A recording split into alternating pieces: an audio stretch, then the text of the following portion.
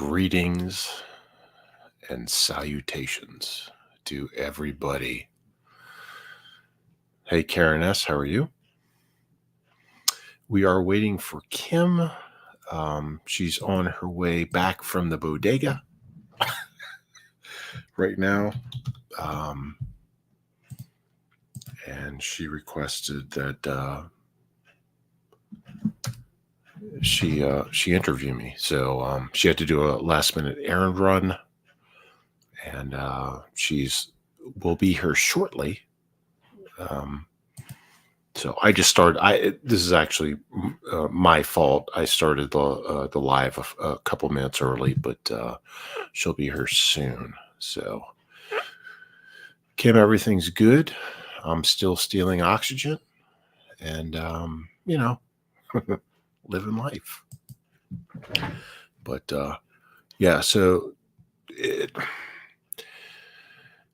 an interesting concept because Kim just asked me out of the blue. She's like, "Hey, can I interview you?" I'm like, "Yeah, sure." Because I don't know if a lot of people know. If they watch my videos, they might know. But I was a PIO, public information officer for the news media for different law enforcement, fire rescue organizations for, well over a decade. So I'm used to spontaneous stuff and things like that. I'm not like giving myself a pat on the back or, things like that. But I want to do like I haven't done this in a long time. So this is kind of like, hey, Carol, how are you? Thank you for joining. Carol Mahale, everybody. Thank you. Karen and Carol. Thank you for being here. But I haven't done like live news feeds like on camera and in a studio or anything like that, because I did it for a long time and I haven't done it in a long time. So I think this will be pretty cool. So I don't tackle mountain lions. I run away from them.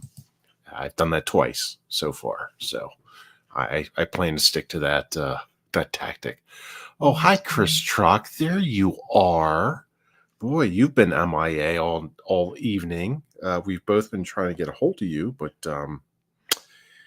yeah. Hold on. I have to drop the link because hold on. Oh, I did that wrong. There we go. No, that was the wrong way. Was that the wrong way? No, that wasn't the wrong way. No, that was absolutely the wrong link. I apologize for that. Hold on. I'll get back to it. Hold on. There we go. Wrong link. Don't pay attention to the first link. There we go. There's your link to join. So yeah. But I know, Carol, I totally effed that up. I copied the YouTube video thing a YouTube video live stream by accident. I know. I'm a dummy. That's fine. I'm getting old. It is what it is.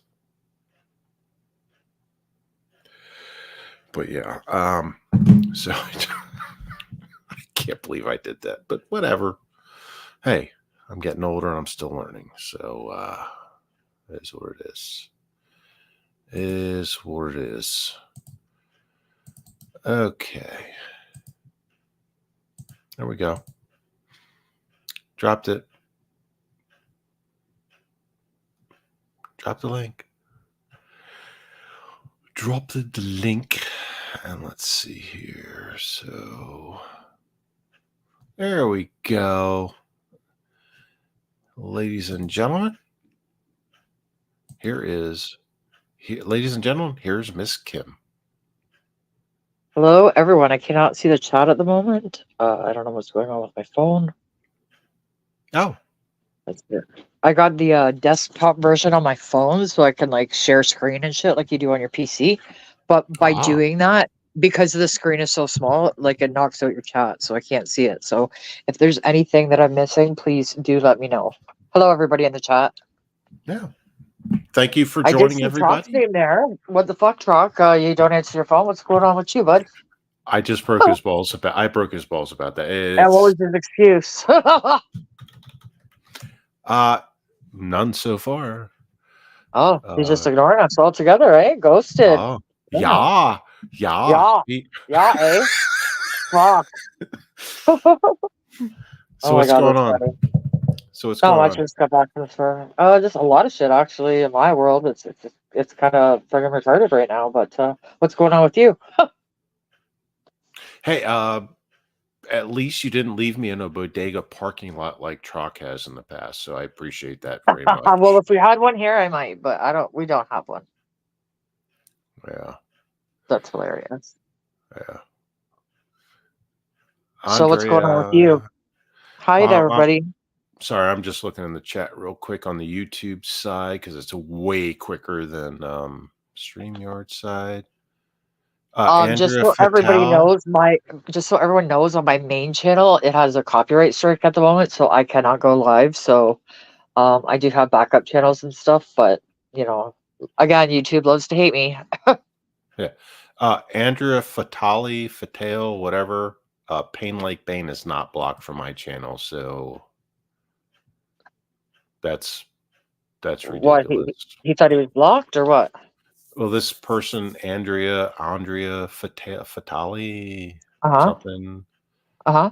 um, is asking why is Pain Like Bane blocked? Pain Like Bane's not blocked from my channel. I've And never he's not blocked. blocked from mine either, so I don't know who Yeah, she's asking, but I can double yeah, check when I'm off of the live. But I didn't block him.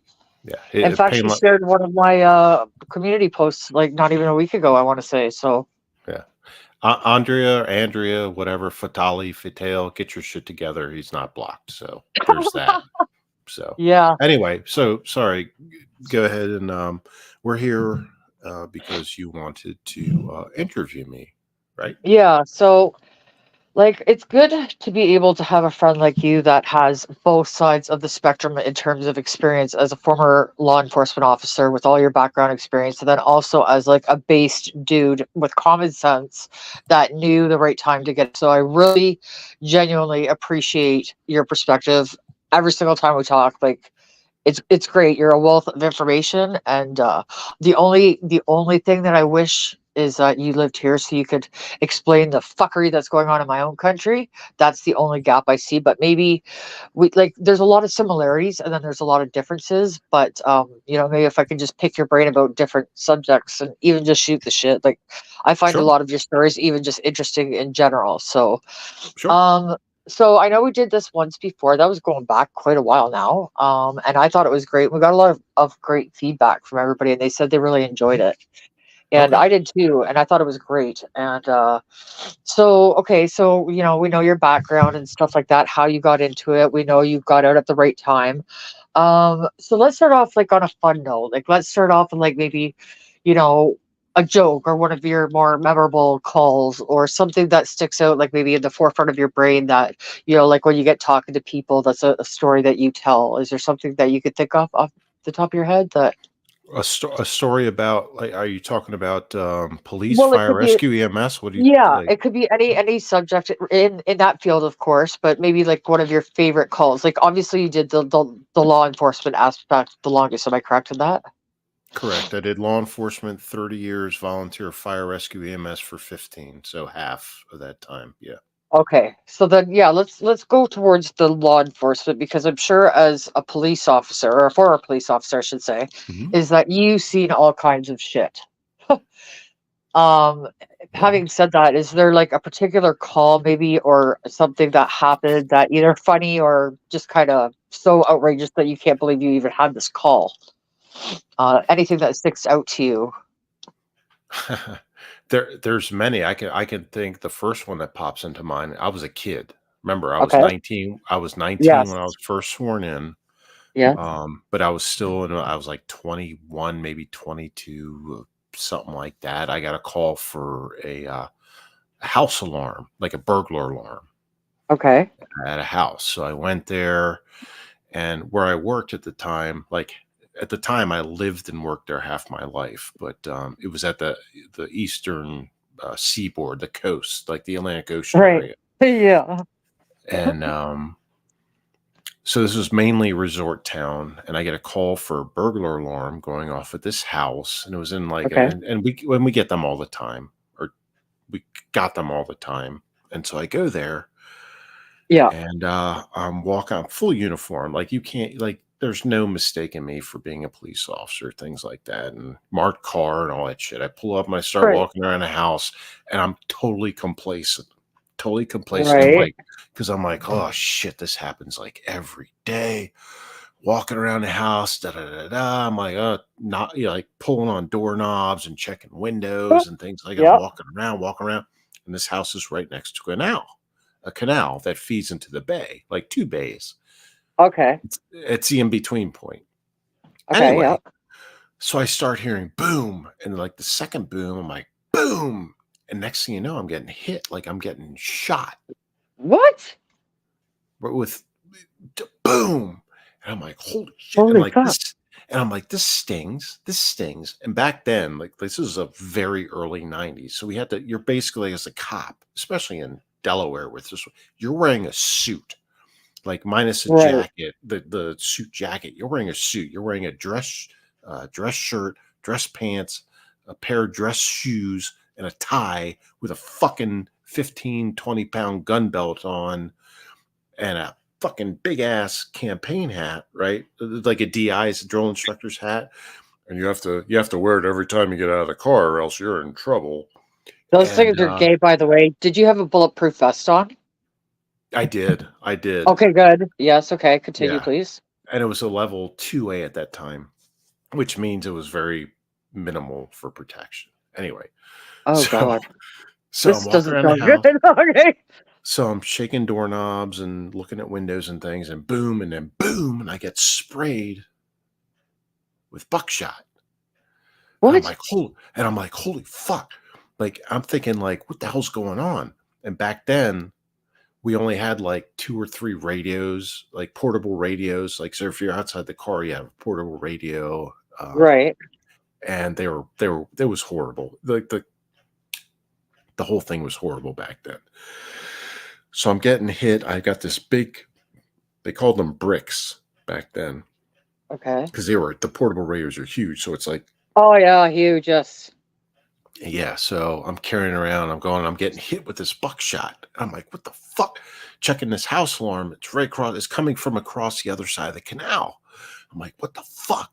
And I'm getting like Yeah. sprayed with all this, with this buckshot. Well, it was actually turned out to be bird shot, but when you hear the booms and you're getting hit, you just think, hey, I'm getting shot, which Yeah. I was. And so I'm like, I go back, I go like, I'm ducking down, like running, I'm like pulling out. And back then I carried a 357 Magnum revolver, not like the Okay. modern shit, not like a pistol, a semi-automatic pistol, just like Okay. this big ass 357 revolver. So I'm like Okay. ducking and I'm running, I'm hiding, I'm going behind. They're basically pillar. Because the houses there on the water, they have to be Yes. Okay, I know raised what you above mean. sea Yep. level. Yeah. So Yeah. I'm like hiding, ducking, and going back to my car, and I'm calling for help on the radio. I didn't grab my portable because they were useless back then. I'm like, just send me some more units. I just got, yeah, like something's going on. There's shooting going, like blah blah blah. I got hit. My face stung. Oh my Uh, God. you ask if I was wearing a vest, and that's what saved, like, pain, not Yeah. penetration, but pain, like my chest and stuff like. So Just anyway, to clarify, because I'm kind of stupid when it comes to guns, is a buckshot a shotgun? Is that correct?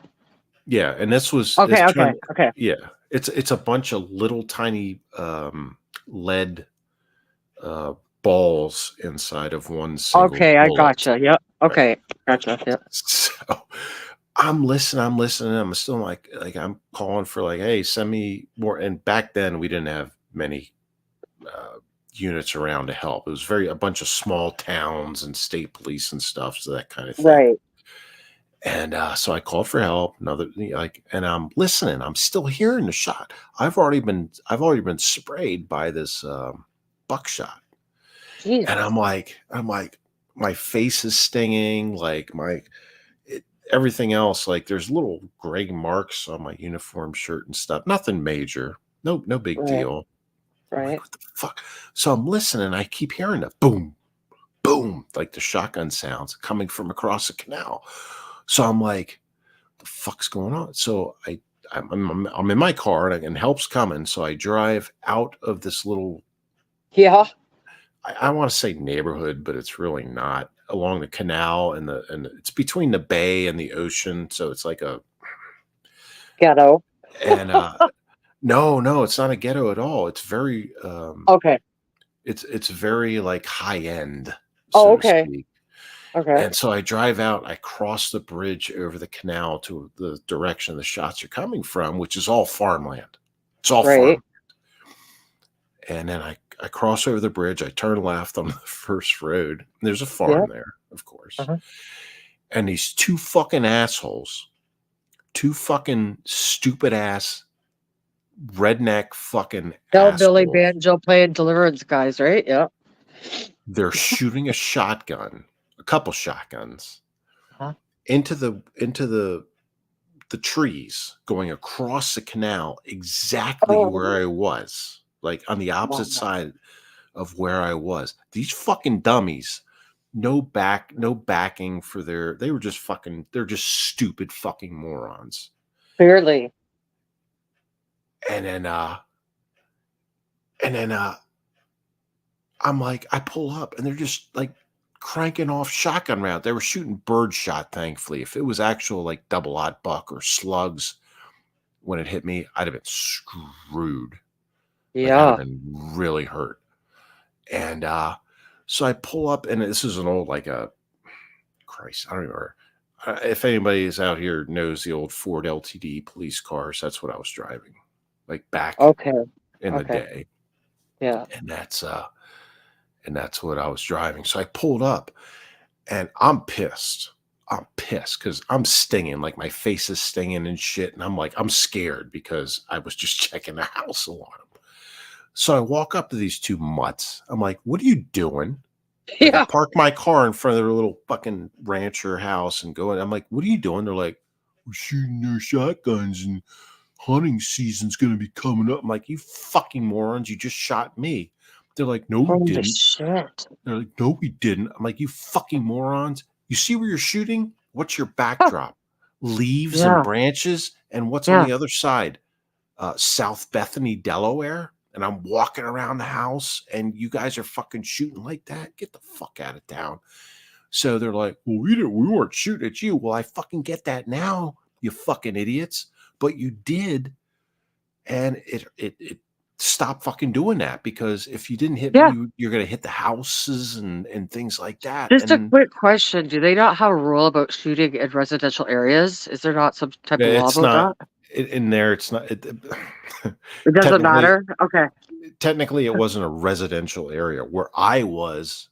It was, it was a resort, like a kind of a residential area, but not, it was on the water, and it was a farm across the canal. So it wasn't like, Okay. this is a very long time ago too. So remember, Right. zoning and coding and things are Right. completely different.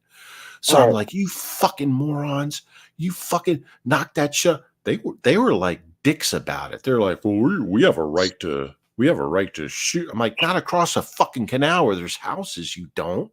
Yeah, and out And at I'm a like, cop, you fox. well, they weren't shooting at me. It just so happened the way they were Right. shooting it, it hit me. So anyway, long story short, Uh-huh. I walked away stung. They got a fucking um, mouthful from the Oh, yeah. police, and I'm like, it wasn't even worth like doing a like charge wise or anything. They're just two dumb fucking redneck Oh, wow. hillbilly You're so nicer than Delaware, me. Holy fuck. and it's like fucking like why go through all that? Because they're stupid, right? And Well, because they're fucking stupid. That's why you do it. Like, I mean, yeah, what if yeah. you weren't so lucky and able to walk away, you know? Well, right. That's what I was saying. Like they weren't shooting double odd buck or slugs and stuff. So that's why I was lucky to just get stung in the face and stuff. But the vest and Jesus. whatever stopped a lot of stuff. So even the shirt, pants stopped a lot of stuff. But yeah, that was kind of scary. That was my first. That was the first time I got shot. So that was pretty cool, and it was I know we've accidental. talked about that before. You've had a Yeah, lot of yeah, that was incidents with accidental. yeah, I know. It was accidental. I So know. Do you oh, want to hold tell on. that story for people who may be unfamiliar? Hold on one second. I'm reading chat. There's why is this person keeps bringing up. Thank you, Don. Yes, they are nice earmuffs. The reason why I'm trying to keep the volume down to not wake up the wife or the pugs, because if I do that again doing a live stream, I'll be in trouble. No, no, So you know, I got a plan for that. When if she does, then you just get her on the panel and I'll make her laugh and she'll forget all about it. oh, and that's Temporarily, at least. Kim has talked to Mrs. Smith on I have. like I dig her. I she's think she's talked a to her. hero. G.I. Jan is what I Yeah, call her because yeah. she is Yeah, like yeah, fearless. Yeah, she's yeah, fearless. She's like my spirit animal. yeah, Yeah. yeah. I'm sorry. So go ahead. You're interviewing me, and Okay, so you mentioned about the one story that we kind of giggle about now about the accidental shooting. And for those who may be unfamiliar, would you like to share that story with people, or maybe not? you bring up whatever you want. You're interviewing me. It's not my time to Well, bring up stuff. I find it entertaining, and it goes to also remind people of the importance of gun safety. So I think it would be good to share. Go for it. Look, hey, bring it up. Okay, well, This is your it's your platform. hey, I no, it's your platform, but I'm interviewing you, so you tell your story, and then I laugh. That's how this goes. Okay. Well, what's next? Okay, What's so for next the on your plate? incident, sorry, What's on your plate? What's next? How's that? I would like you to share the story about the accidental shooting that happened to you. For those who Well, may be unfamiliar, that was one, the one I just told, right? no, I mean when the toe incident, there was another one too. When I shot myself in the foot, Yeah, literally. literally. Okay. So around the same time, being a young dumb kid, a cop. Remember, I was first sworn in when I was Yeah, 19. yeah. I graduated the police academy as a kid, Delaware State Police Academy as a kid. Anyway, so accidentally shot by a couple of dumb farmer rednecks um, Yeah. on the coast with a shotgun. And then dummy me goes, I had like we could get back then we could carry whatever we wanted off duty, basically, as a firearm. So Okay. I chose at the time, because I carried a 357 Magnum revolver on duty, I wanted a smaller revolver because we didn't have we weren't issued semi-autos and they were more expensive at the time. And Right. so I bought a Smith & Wesson 38, like a snub nose, Uh-huh. and that's what I wanted to carry. And then a bunch of us idiots went shooting. We called them the pits. They were like dirt pits, like a gravel and dirt pit, Yeah. Gotcha. and so we're shooting. We set up targets, and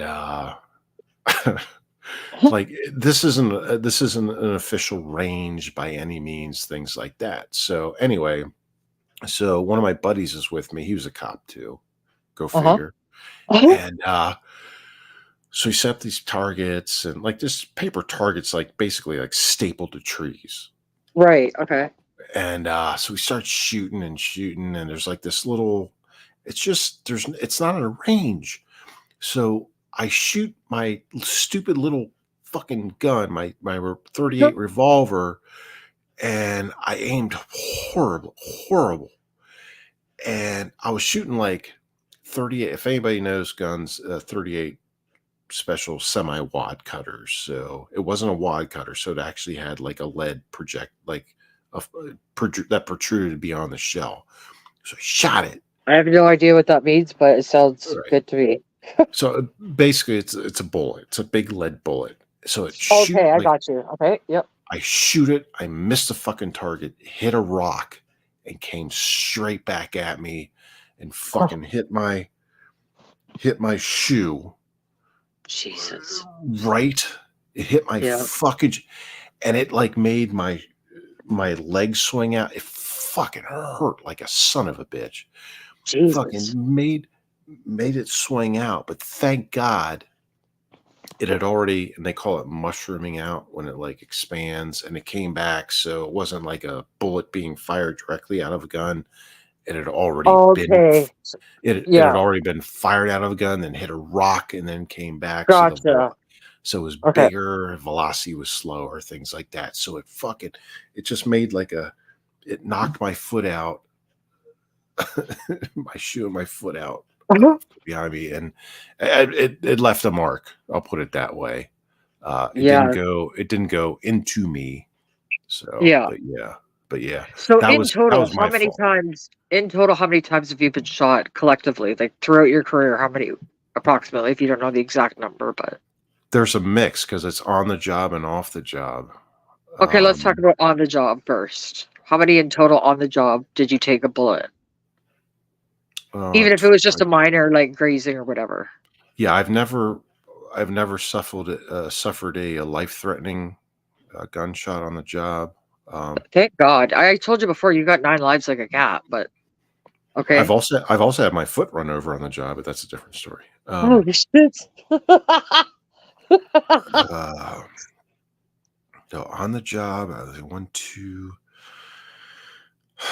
two times on the job. Everything else has been like I was either off duty or I got shot with an arrow when I was a kid, if that counts. Oh, dude, that would hurt so bad pulling that fucking thing out. If that counts. Oh, oh my But God. that has nothing to do with police stuff. But yeah, I got shot with an arrow with a field tip, like the target type That arrows. would Yeah, hurt so bad. in the leg. That fucking hurt. Um, Like that. but shotgun, like a 12 gauge shotgun. Let's see, Ooh, that's scary. on duty once, off duty once, twice, 3 38 off times a duty. lady. When I shot myself with a 38 by accident off duty. Yeah, I'm not going to count the arrow. That doesn't count because So those more are than at. the average bear, like you got wow, you do have 9 lives. Like you do know that, right? Like that's unheard of. Like most people get shot Well, once and don't even make it to tell about it. Like I've also been shot at with a 357 Magnum on duty, and he missed. He fucking missed. He hit the trees above my head. Well, not just my head, but several of us. He fucking well, thank God missed. he missed. Because if I understand correctly, isn't that a very powerful gun? 357? Absolutely, Yeah, absolutely. I think I actually know what that one is. I actually have I have no knowledge in guns, so I try to yeah. understand by asking On questions. my channel. I actually have the dash cam video of that specific incident. So, Ooh, can we share that? dude shot. Yeah, it's on my channel. Stop, If you could, Dakota. Sorry, I'm gonna mute for a sec. I apologize. that's fine. But the actual video of that incident where we were being shot at with a dude with a 357 Magnum, he's no longer sealing oxygen, by the way. That night it ended for him, but he's shot I with think a, I vaguely remember this. Can you pull up the yeah. video now so we could show it to the people or no? I, I have to look it up real quick on YouTube to find the Okay. link, Because I don't and then I'll I remember post the it. story, but I don't remember the video. I don't remember seeing the video. Yeah, so it's dash cam video from the actual incident. Uh, it was that was a long rough So what night. was the situation regarding that? How did that come to fruition? Like what was it, you were answering a call? Was it like a bank thing? Like what was the circumstance? So, dude, this is a combination of what we found out later and what we knew at the time. Okay. Dude called 911 Yep. and said, "Hey, I'm in this specific area. Yep. I'm armed. I have 3 kids and I'm armed. I'm armed Oh, with a gun." oh my God. So we're like, "Okay, that's pretty vague. So does he have 3 kids as hostages? Or is he just saying he has 3 kids and he's armed with a gun?" Whatever. And it was was very. I can't bring it up while I'm talking about it. Like I can't look it up while I'm talking about it. Okay, yeah. Sure. Tell the Hold story on, first, and then we can hold look it on, up. hold Okay. on. Sorry, Trock. I'll leave you. We ain't even backstage for 20 minutes. We've been talking for 20 minutes. Come back on. I didn't even. I can't see backstage. I can barely see the No, comments. So, I know. But and anyway, so Mister, I'm gonna ignore you, truck. Trock, Okay. come back to backstage. I didn't see there because we've Get been your ass back talking here, truck. on the YouTube side. It's So interview anyway, night. so Okay, go so ahead. this this guy, like I said, Sergeant Truck. he called 911, said he's got 3 kids, he's armed with a gun, blah blah blah. What we didn't know is he just beat the shit out of his wife. Oh God. He did not have the kids with him at the time. We did not know that. Okay. But he said we was armed. So anyway, so me and my beat partner, my good friend, Yep. he's there first. He finds the guy's car. I get there second, and I had a ride along, a civilian ride along with me Oh at the God, even time. Right, scarier. Yeah. right. And at the time, he was my fire chief because I did volunteer fire rescue at the time. He was my Yes. fire chief's son. Oh God. So anyway, so pull up, my beat partner finds the guy's car. I pull up. He's like, "Hey, I've got it. It's on the video on my channel. I actually am not gonna look it up right now and post the link, but anybody that wants to see it can go see it on my channel." Okay. And I'm like, "Holy fuck!" So we establish. We get a third car in. I call for a third. I become communications car, Right. Yep. and I also have tactical experience of SWAT training and things like that. So I'm like, Right. "Fuck!" Yeah. So we need to create a bear, like create A perimeter. perimeter Yep. and calling for more resources and things like that. So anyway, so we're there and we're talking to the dude while my B partner's talking to the dude. He's negotiating and talking to the Yeah. guy and stuff like that. And then a fourth cop shows up, and then it's just us. And then the outer perimeter. Well, we have 2 outer perimeters, one, well, inner and outer perimeter. So there's 2 perimeters set up. We're the contact. Then there's one that's a closer perimeter, then a wider outer perimeter. Right. Yep. So anyway, something fucking pisses the dude off, and he goes back to his car, and he shows us his gun. He shows us his 350. He shows it Flexing. to Yeah. us. He puts it to his head. Then he gets in his car. He's Oh charging his God. phone and doing all this stuff. Then he goes back. He goes back in, and then he fucking shoots at us. Oh my God. And you hear just boom. And I call out on the radio. I'm like, signal 13, shots fired, which means officer in trouble, shots fired, blah, blah, blah. Yeah. Yeah. And anyway, he gets back in his car and he takes off. So he missed us. He fucking missed us, thank God, because where he shot from, he was at a slightly higher elevation than we were all standing.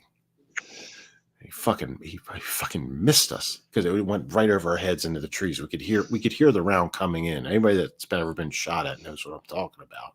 You could hear the Yeah. That bullet coming whizzing noise, in. right? Yeah, and then the tree branches breaking and shit like that, and the impact into the tree, and so he gets in his car and he takes off. So we've got the inner perimeter, well, our direct contact, inner perimeter and outer perimeter. Well, he gets through the inner perimeter, Uh-huh. and then he starts approaching the outer perimeter, and they got like everything shut, like Yeah. roadblocks and Highways shit. and freeways closed off and shit. Yeah, so Yeah. he eventually he hits the outer perimeter, and there's no way he's getting through. Right. And he gets out of his car. He has a 357 Magnum. He starts pointing it at the other officers, and they're like getting ready to pull the trigger and shit. And then all of a sudden, he just turns the gun on himself and Oh God. does that Oh thing. God. Okay. Well. Yep. Yeah, yeah, What did you ever find out the motive behind that? Like, was his yes. intention to die by cop, or what was it? No, his intentions were he beat the hell out of his wife Uh-huh. just prior to the whole incident, and we didn't know that until after the fact. Right. Um, and he fled. They were looking for him somewhere. Where I worked was a huge agency in a huge county bordering Washington D.C. Right. So he was already being looked for. We just didn't know it, like our call. We didn't know it at the time. He beat the hell out of his wife. He had some kids, and like, I don't know. He was like, I'm going to jail. He had some other personal issues or whatever. And Yeah. so he decided to do what he did. And he's no longer stealing oxygen, which is fine with me. So Well, at least the good news about that is that nobody else got hurt with him other than his wife, which obviously is a sad story, but nobody got killed to my understanding, so that's a win. But still, like, I mean, I don't understand these types of people. Like, if your intention is to off yourself, don't take people with you. That doesn't make you a hero. It makes you a coward. I agree. I agree. Trock, how you doing? Yeah, we should say hi to him. Hi, Trock. Is he sleeping on us now? I think he's muted. Don't forget to unmute, Trock. Do you Oh, have any by the way, questions? He labeled himself Sergeant Trock, so he's Sergeant. he also spelled the abbreviation for sergeant wrong. Yeah. It's SGT period.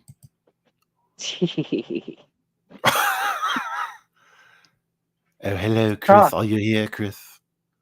Is he on mute still? Can you hear me? Yeah, now Yes, we now can we hear can. you. Now we can hear you. What up? They can't hear me. What the heck? I I can can hear hear you. We you. can hear you. What are you talking about? Can you hear It's us? his headphone. Go out and come back in. I think we can hear him, but he can't hear us because he's got the Bluetooth headphones and stuff Yeah. that cause him problems. All right, you should be able to hear me. Can you hear me? We can hear Yeah. you. Can you hear us? All right. And now I can. Do you have That any was weird. questions for former officer, police? What was your rank when you left? Sergeant? Lieutenant? Who, me? Yeah, what was your rank when you left? Well, I retired at PO3. I had a rank of, that was a different age. It doesn't matter. I was a detective. I had different ranks, senior Okay, corporal and so stuff. detective, do you have any questions for the detective, Trump? I do not. Well, I do not. you need to start thinking of some. Okay, I have another question. Well, Sure. I do know that it was time well served. I know that. I mean, yeah, he did a good job. He did. He did almost die when he was a kid too. What was that? What was that? Mercury or something? What happened? Tricycle? Remember that? No, that No, wasn't no, right. no, no, no. He I consumed ate, something. I ate mortar mix. I ate mortar mix. Mortar, cement. Yeah. Yeah. That would Crazy. kill you. Yeah. Oh It's my like God. lime, and it's eating cement powder. Oh my god. I ended up in Children's Hospital in DC for a while. Oh my god. Yeah. He's unstoppable, like Bruce Willis. He is the invincible man, like 9 lives, man. I swear to God. Yeah, like the guy, like Bruce Willis was in that train wreck, and he was the only one that lived. Yeah. That's why I always say I die harder than Bruce Willis, but it's not true. It's not true. Actually, his health is not good at the moment. He's got, is it Alzheimer's? And he's not doing well at all. Oh, don't tell me that. Yeah. I think it's Oh, Alzheimer's. that's He's too got bad. some debilitating disease, and it's starting to take over, and it's very sad. Very sad. So Okay, so Kim's here tonight to interview me. She wanted to interview me. Yes. So she's been I would like you to interviewing think of me, some questions, Troc, but I do have another question, and you can tell me the difference between Canada and America. I'm going to tell you of a situation, and then I would like for you to be able to tell me how it would be handled in the U.S. So my neighbor died last Saturday, and we assumed originally. Sorry, what, Troc? Was it one of your good neighbors, or? Yeah, she was actually a very close friend of mine. Sorry to hear that. Upset. Thank you. She was a very, very nice lady. A lot of health problems, stuff of that nature. Okay, so what happened is our original thought was, because she had been back and forth to the hospital, she had several health issues, and my first thought was either she had a stroke or a heart attack. Okay. So the next thing you know, obviously the police are called. They come. They had to call a fucking coroner from Toronto, which is like an hour and a half away, which is absolutely insanity to me. And so the next thing you know, there's a cop sitting outside of her bedroom, and we're like, "Well, what are you doing?" And they're like, "Well, there was a sudden death." And I'm like, "Oh Jesus." So come to find out, like more details are coming out slowly. The more of us talk, the more we're figuring things out. But now they're looking at her death as suspicious and possibly even a homicide. Oh, great. So my question to you is, Mr. Uh, Smith, I know that they cannot speak on an open investigation, but is there any way that we're ever going to find out the cause of death, or is that just going to be a question mark for the rest of our lives now? the family will. The family will get the medical papers. Whatever you call that. Autopsy report or cause of death or whatever? Autopsy. Yeah. Yep. So in the States, we have what's called a Freedom of Information Act, or a FOIA, Yes, FOIA, and I don't know if they have that there or we something do. similar. But you can find out, you can obtain that paperwork that way. That's how the news media here in the States gets the causes of death and things like that. If it's not released from the uh, whatever federal, state, local government entity that says, hey, here's a cause of death, the news media Gotcha. will submit a Now, how FOIA. long would it take for that to appear on FOIA? Like, because this just Oh, happened a week ago. it, it depends on the processing time. It also depends on, uh, okay, so it's kind of a political nature too. Oh God, yeah, fuck. But just because you have a FOIA right, Freedom of Information Act request to in the states, I'm speaking for the Yeah, states to request it. yes, They could say, "Hey, it's going to be late. It's going to be delayed." Um, but as long as they abide by the law, the federal and state laws right. regarding FOIA, they'll have to release it at some point. So it could take some time. My But only concern about that is that if it is a murder, it means there was somebody in within these four walls here, and that is extremely concerning to me. And my nerves have been shot to say the least. So there's a psycho that lives here, and I went at him today, and I was like, "Dude, if you come in my face right now, like you're nobody will ever see you again. Like, get the fuck out of here. Like, I've just had it. Like, I mean, you no, know." no, But I there's a get lot it. more information that's coming out, and it's very alarming and kind of No, I shocking get it. because none of us suspected it. Um, so yeah, Yeah, I mean, I again, if you have similar laws, the FOIA, Freedom of Information Act laws, then they have to process that request and release it to whoever requested it. And that person that requested it, once they get it, can release it publicly. okay. So Yeah. do you like a approximate timeline would be like 2 weeks to a month, maybe? Do you think, or is that reasonable, or longer, It it shorter? it could be shorter. It could be what you said. It could be short. It could be like immediately, like within the same business day, or it Yep. could be a couple few weeks. It just depends on how long that entity takes to process that information request. Well, just to add more question marks to this whole entire story, like I said, as time more information is coming out, and the information that I heard was that there were two people in the house that were taking advantage of her financially, which I know who those two people are. And ever since this happened, oh, and I also like, so they were the first ones to start saying, "Oh, she took an overdose of what do you call those pills, Percocet." And I'm like, "No." And I'm like, "How would you know that?" And she's like, "Because I got them for her." And I'm like, "Did you tell the cops that?" And she's like, "Yeah." And I'm like, "Then you know what? If they do an autopsy and find out that those pills were bad or that was the cause of death, then you're going to get I've charged." I've You know what? I've never They've been gone seen ever since. They've been I've gone never ever seen since. anyone. I've never seen anyone OD on Me neither. But Percocets. you know what? You know what's even weirder is that since I said that, they've been gone from this house and they haven't been back. And another thing is this guy is so weird that he actually confessed to murders that he didn't even do. So it's not far fetched to believe that maybe he could do this. And also the family said that there was a safe missing from her. And it's like, okay, maybe that's why they fucked off, because maybe there was something Mhm. of value in there. So it's very it's literally my next door neighbor. Like I've been sick to my stomach because like that's too close for comfort.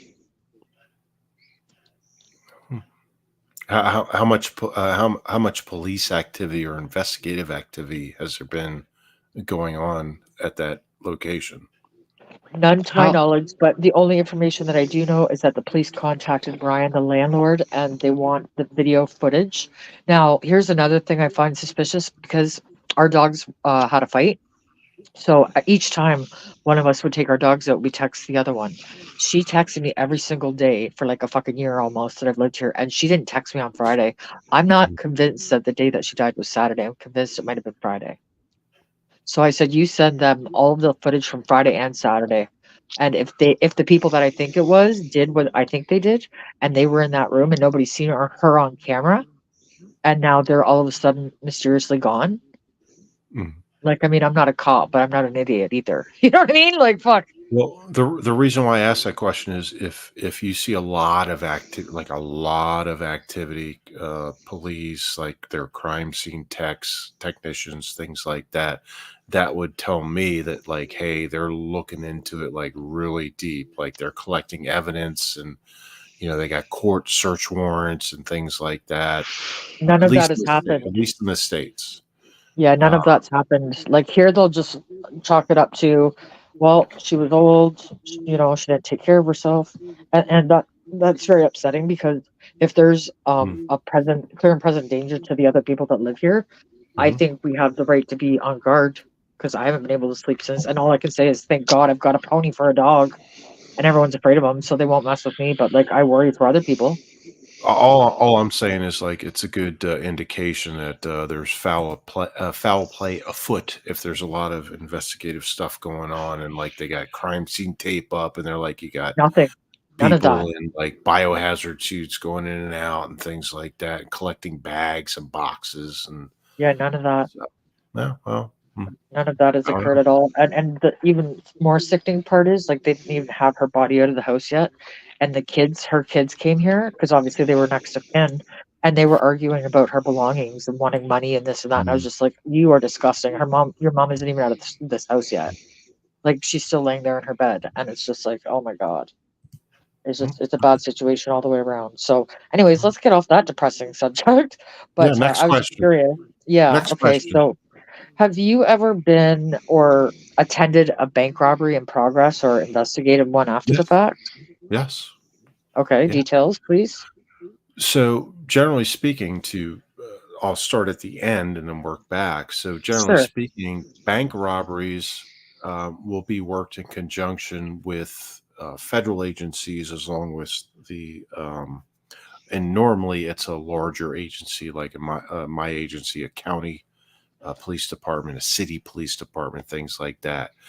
If Okay. not, the feds will generally take it over from like a small police department, things like that. And the reason why is because banks are they have what's called an FDIC, which is a federally deposit insured corporation or something like that. I forget what it stands for exactly now, um, but it's a federal crime to rob a Right. bank Yeah.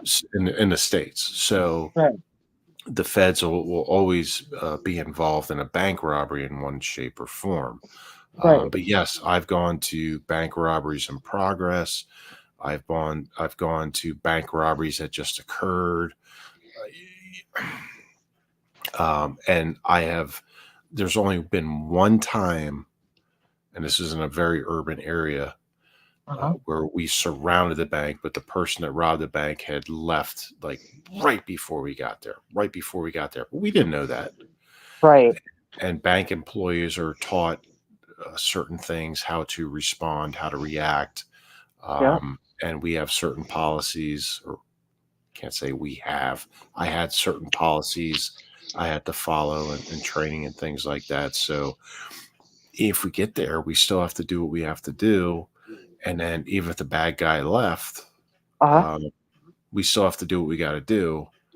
And so, yes, I've been on those, but I have never actually caught a bank robber in the progress of a bank robbery or just after they did it. No, I've never. But been there, been to bank robberies in progress or just after? Yes. Wow. That would be kind of scary. Well, yeah, it kind of sucks actually, Get but the adrenaline going, yeah. You it's a know. pucker factor. Yeah. The old sphincter tightens up, eh? A little bit, a little bit. Yeah. I Chuck, you will got any say this. questions yet? I will What? say this, Kim. Though, Have you ever been in a hot pursuit and they got away? I think maybe of the dozens of pursuits I've been in, maybe a couple got away, but it was only temporary. Um, Uh, I have a video. I actually have several videos of police pursuits I was in on my site, but dash cam things. Yeah. But there at least one, maybe two, where they got away during the pursuit, and these were like going back to like my Delaware days. They got away temporarily, but Right. nobody can outrun a helicopter or the police radio. I can tell you that much. Yeah. That's a fact. Especially Plus, the you can always, helicopter. right, and you can trace back, like even if they ditch the car and they run on foot, you can track them through thermal or fingerprints, DNA, and shit like that. So nobody can outrun a helicopter or a police radio during a pursuit, right? Well, maybe you can outrun a helicopter a little bit, but you can't outrun a radio because I can call ahead 20, 30 miles ahead and say, hey, they're coming to you. Yep. But Mhm. so It's yeah, crazy. maybe once or twice they got away initially, yeah, but they Not never. so zero. None have gotten away. Yeah, Yeah, yeah. That's crazy. interesting. I wanted to say too, Kim, going back on the bank robberies real quick. So Yep. back when I was working, they called them, God, I forget what type of band, but they had AK-47s, and they're going all around the DC metro ghetto area, robbing banks with Wow. AK-47s, and they Yeah. were actually shooting. They weren't shooting people; they were just shooting like in the banks and outside the banks and stuff like that. Yep. And for no reason, they were just trying to create a psychological effect on the Yeah. people that they're Terrorist. robbing, right? Yeah. But they were doing this for like, I don't know, quite some time. They ended up getting caught. They ended Yep. up getting caught. But I remember when it was happening, and I did not respond to any of the scenes, but they were happening like around me at the time, like live at the time. And they Right. just had, because where I worked, there's so many kind of like I my district, my beat, whatever wasn't called there. Right. But yeah, they had AK-47s. They were going into think of the movie Heat. The movie Heat. Wow.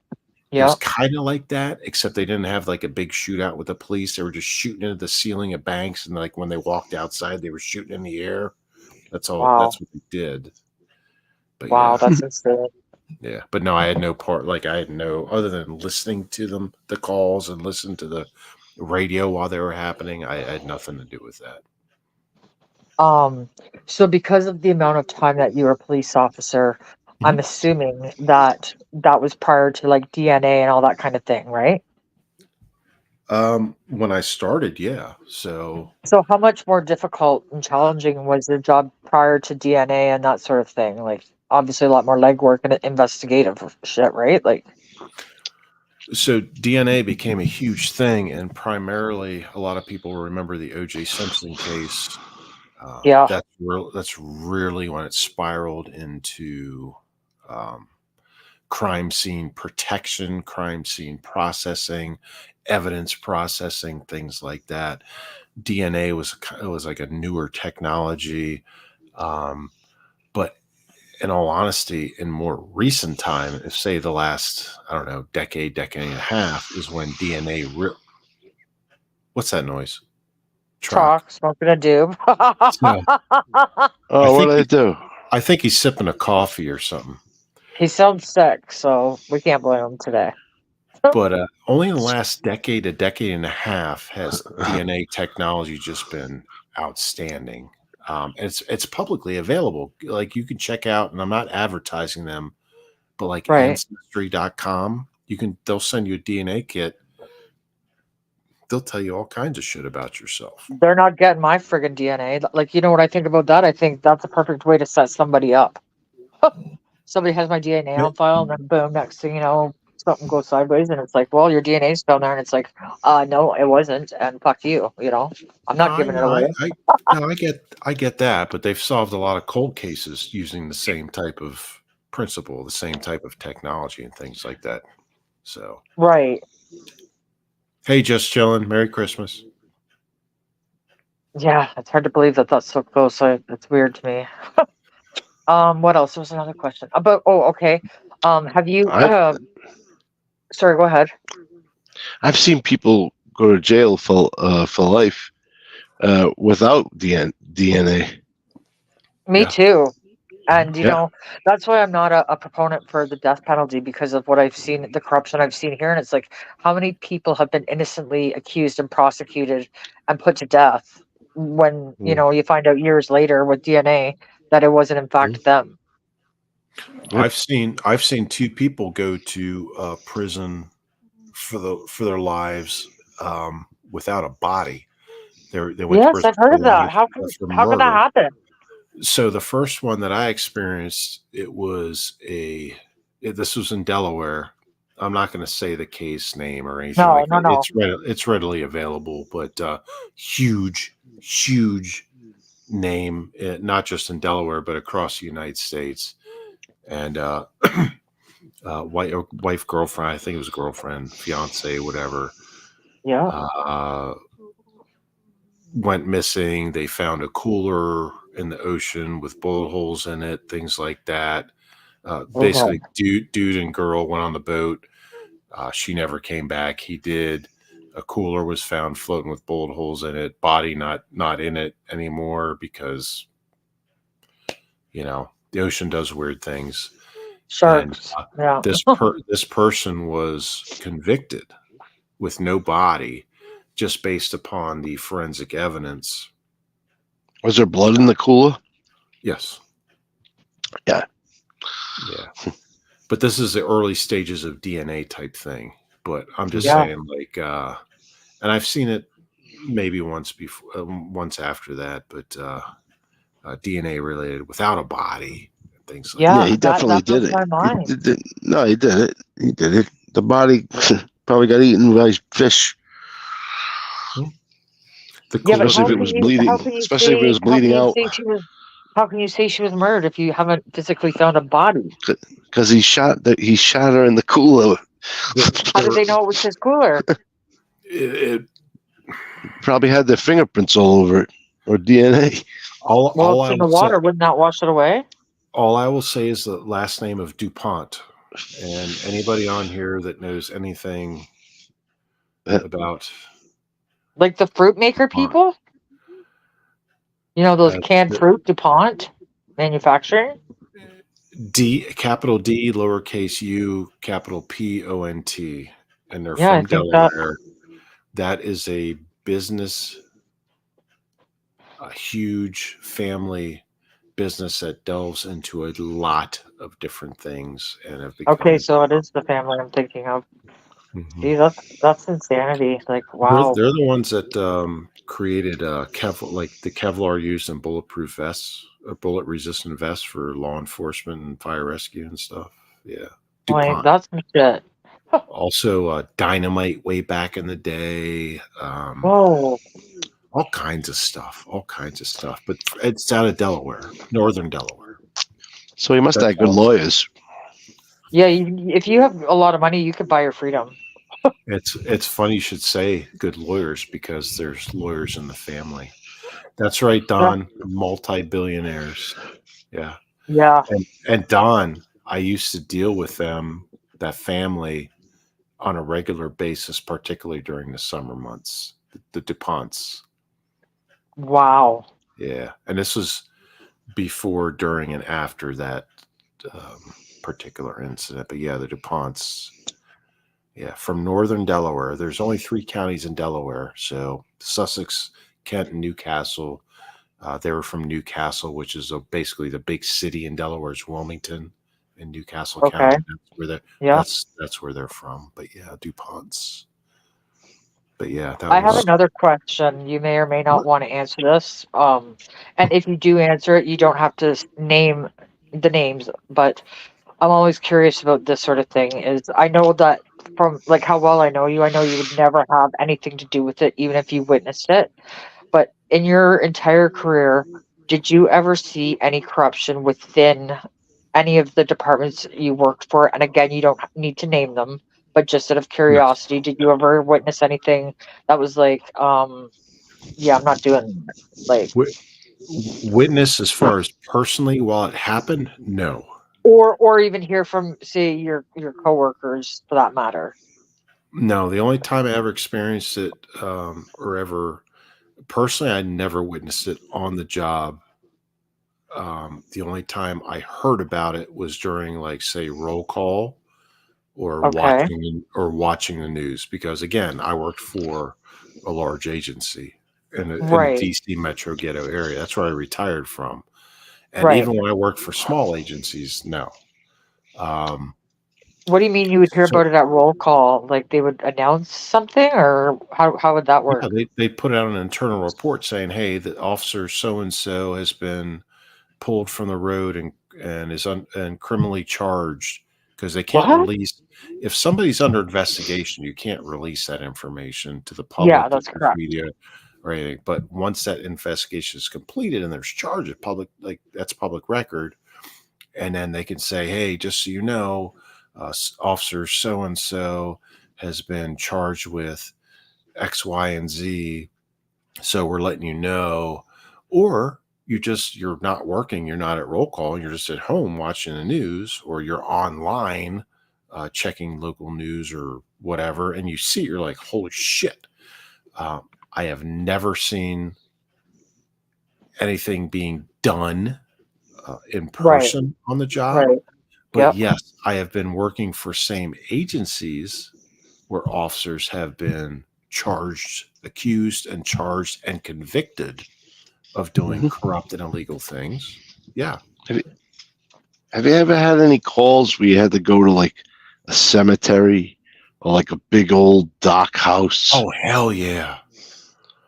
You Oh, have I to remember clear the the tank whole at the dark house. house. Oh both, my god! Like and both, have like dude. no backup. Have like didn't call for backup or anything. They just went in. Yeah, both, Oh my dude. god! Yeah, How do you absolutely, both, how do dude. you control your anxiety and your stress levels in those situations? I You know they have gotta certain you gotta techniques. you gotta breathe. So the training I had, especially my preliminary training, that was Yeah. very intense. Right. And they train you specifically for that, to be aware, Right. don't be complacent, be aware of your surroundings, be prepared for anything, right? Yeah. Be prepared to be shot. If you're shot, you keep going, right? You're not Oh. just Oh. because you're Really? shot doesn't mean you don't stop, right? Yeah. Yeah. Um, yeah, that type of thing. So it's a Yeah, mindset type of thing. But yeah, yeah, Right. dude, Chris, yeah, I've gone to, like, when I worked at the beach. Yeah, yep. I'd be on the Oh, beach by myself. I'd be on docks by myself. I'd be on whatever, and like investigating whatever call, what the 911 call frig? came in. Or it'd be the exact Yep. same thing. Like if it's a priority call, they call it a 911 priority call, means like the closest cop that's there in the urban environment. Like you get there as fast as Yeah, you can, you and have to go because you're the and closest. right. It's like an active shooter type of mind. Like you have to go in, whether you're by Yeah, yourself or you get 10 of you. yep. Rich, my backyard is actually a battlefield, a Civil War battlefield. So yeah. Even in Crazy. security. My Yep. backyard, all the mountains around here is a Civil War battlefield. So it's haunted. I don't know. Maybe. It may be. I Well, you don't know see that nothing. channel that I keep talking to you guys about is the Two Fired Cops channel, and they were former police officers who resigned and now they're speaking up. And this was specifically in the California area. Mhm. And they speak up a lot about police corruption and stuff like that, and about how things were swept under the rug, and that if you came forward and said anything, you were instantly fired, you were blackballed, you were screwed. Mhm. And it was like, and they've had people on from different agencies, different, I think I want to say they're all California. There may have been one that was in a different state. I'm not sure, but it's a fairly new channel. They're exposing all the corruption, and I love the work that they're doing. And because it's very rare to see that, and in Canada, it's almost damn near impossible for me to believe what you're saying, which, but I do. But here, it's like you get promoted if you're doing wrong. They go after the whistleblower and they promote the crook, and it's just, to me, it's totally ass backwards. So that's why I asked that question. But It's just, and like it's insane to me, like it's to me, like when I was a kid growing up and we're all around the same age, we were taught the same values, that you be honest, you be respectful, if you see something, you say something, and all of those core values that were instilled upon us as children from our parents and the boomer generation. It just seems like all of those rules don't apply to some fools, and I'm not okay with that. Like it's either consistent or you do nothing. And I have a lot of respect and time for people that speak up about things that are only going to cause them, kind of harm rather than gain anything from it, because that's how they're telling the truth. And Right. that's why I asked that question. So, but I really want you to check So, that channel out because I would love for you to talk to them. Like, they're your so, type of dudes, man. so here's a big thing. Anyone that defiles their oath or their badge or their job, like we're speaking like police, fire, rescue, EMS, Yes, from my perspective, um, obviously they have no business being in that position because that risks uh, agreed. the welfare, the safety, welfare, well-being, and health and Yep, lives of the people that they're trained and employed and yeah. sworn And to then the people don't trust the officers because of it. correct, and it spreads like a virus. So just one of these fucking idiots that does this, whether they're cop or firefighter, EMT, paramedic, whatever, that does these kind of things, um, ruins it. It takes a long time for that profession to heal. Yeah, It if really does. ever. I like what I've seen in the last few years, I don't see it ever healing. Yeah. It's Rich said it's like going against a murder. And it kind of it's not the same thing because a murder is a lot different. Like in um cultural things, but it's kind of yeah, Rich, to the brotherhood. Yes, it is, because if you violate that oath, if you violate that standard, if you violate that law, if you violate that policy, if you blatantly do something that's so fucking wrong, you're charged criminally, you're against policy, you bring other cops, other firefighters, other EMTs, other Yeah, paramedics a bad name, then yep. yeah, you're violating all of their uh, all of their Integrity, professional their respect from integrity. the public. And Yep. yes, because and they didn't do anything. They didn't the people that you're violating didn't do anything, but you're representative of them. You are Yeah. their representative. So it creates damage. It's a ripple effect. It's like throwing a rock into a pond and it ripples out. Yep. So Yep. think as the rock is the bad person, and like the pond is the good people. You throw that Yeah. rock in the pond, it ripples out. The rest of that pond hasn't done anything but good, but it's Yep. negatively affected by that rock. And that's what Yeah, they're happens. tainted by that bad. Yep. That's what happens. And it's horrible. I saw it time and time again. But Yeah. going back, I never personally witnessed it like on the street or anything like that. Well, Never, I'm never glad to have. hear that. Why? The I reason am why I too. specifically started to pay attention to these two fired cops was because I think talk. I was on your channel one night, and I can't remember who said it, but they were talking about the Humboldt area for weed, and the zone where the one cop was Mendocino County, which is very close. And he said, they had a Netflix series about Humboldt, and he's like, my area was far worse than that. And, that's when I started to pay attention. I was like, wow, this shit's real. Like, and it was Oh just yeah, some of the stories are like, holy, this is crazy. TT yeah. Rad. Greetings. Thank you for joining, TT. God bless. Good evening. Hello, Yep. Don everyone.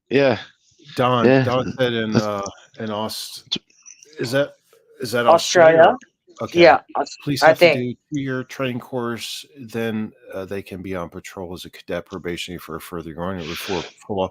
Yes, and in the United States, there's several places where you have an extensionally long train. Virginia State Police is one of them. You are in training. You go onto field training, meaning you go on the street, and you go back to the academy for a long Right. time, and you go back to Virginia State Police is very long. There's other places that are very, very long for training before you're released on your own. And in a lot of states, say sheriff's departments in major Uh-huh. areas, Yeah. you get hired, you go through the same basic police academies, Yeah. but then you're assigned to the jails as a correctional deputy, and Yes, then I've heard that. you can apply to be a patrol deputy. You go through a little bit more training, and then you're out on the street being like a cop, with like a deputy. So, yes, it's kind of same kind of, I guess, principle in some places in the U.S. So, Well, in Canada, because they're having a hard time getting law enforcement because they've tainted everyone's opinion against them. They've actually lowered the standards now. So, like, oh, they did that yeah. here. Yeah, they did that here. Oh, well, that's a Big, comforting thought. You know what I mean? big time. They Yeah. lowered all kinds of standards around the country here because people don't want to be cops anymore, and I don't blame them. Because all the political corruptness and everything else, they just persecute cops left and right. Good Yeah. cops. Yeah. Persecute the But see, bad as a cops. leader, wouldn't you be saying, okay, what are we doing wrong that we can't keep good people? Or are Well, they like, is their head so far up their ass they don't have the ability to think that way? because you have these corrupt false organizations like BLM and these other things in the Yes. States. And it's like, hey, persecute the bad cops. Don't generalize and don't say all cops are bad because this one dummy did something wrong. That's right. Right. Right. Chris, I can hear you chewing. And but no, it's like don't persecute the Chewing. majority for the wrong acts of a single one, right? And then you have these, not just these corrupt, false, for-profit organizations like BLM. I mean, look what happened to their leaders. They were spending Yeah. money that they were given on their own lifestyle instead of putting it back into their so-called beliefs and things like that. It's always about the Benjamins, isn't it? That's what corrupts people. Right. And then you have these politicians that just like, well, the public says, news media says this, so we're going to say anti-police and we're going to cut funding for police, whether it's federal, state, or local. Well, you know what? Right. You see what's happening now in the news. They started doing that shit. And we're going back to like 2014, 2015, especially, Yeah. which is when Yeah. it all started happening. And now Right. they're all like, now all of these fucking morons, all these oxygen thieves are Yep. going, holy shit, we fucked up. We need the police because I just got robbed last night and Yeah. there were no police there. Well, guess why, fuckwad? Because Yeah. you said you hate the police and you cut them and they're not there anymore because you wanted it to be that way. So fuck off. So either go back to a constitutional and legal United States or fucking deal with the consequences. And now they're dealing with the consequences, and now they're backpedaling, trying to figure out how to fucking correct it all. That's what it is. That's Well, what it is. from what those two fired cops say is that, if you come forward and speak up against it, you get fired, and then the one you're complaining about just gets promoted. And it's like, how backwards is that? Like, and I like, to be very clear, I'm not anti-cop. I'm anti-corrupt cop. Like, but Oh, I'm one too. city in British Columbia, Vancouver, they want to defund the police. It's a major city with massive crime rates, and it's like, you don't even understand the Pandora's box that you're going to open if you get rid of the criminals, because it's already an insane asylum and the inmates are running it. Like, what the hell are you going to do? But my No. question is because of what I've seen in the last few years, right up front and personal, who do you call when 911 is the problem in that specific case? So I'm with you 100% on that fact. I'm against corrupt cops for sure. I don't that's never made sense to me. It never will. Me neither. Totally against it because anytime that's happened, it always professionally affected me in a negative aspect, and I That's think right. it's a horrible thing. Me too. But good cops, that's the majority of them that are out there. So, TT, I have to apologize real quick. Sorry, TT Rad. I apologize if I curse a lot, TT. I do that. Not So on do your I. not on your Like a channel, but trucker. I do that. Montauk, how are you? And Rich, yes, it is. It's insane for sure. But yeah, I will never stand up for corrupt cops, bad cops, cops that abuse their authority, cops that do stuff they're not supposed to be doing. They violate Every ethics the, code the there con- is. well, the ones I'm talking about, they violate the constitutional law. Well, sometimes cops violate policy, but policy is not constitutional law. Policy is just like, hey, I didn't know I couldn't do that kind of thing.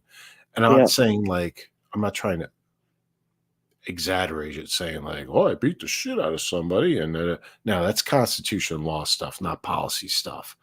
So if you Right. violate some small policy or things like that, then they call for it's basically like they do Inquest. retraining, they Oh, do okay. policy.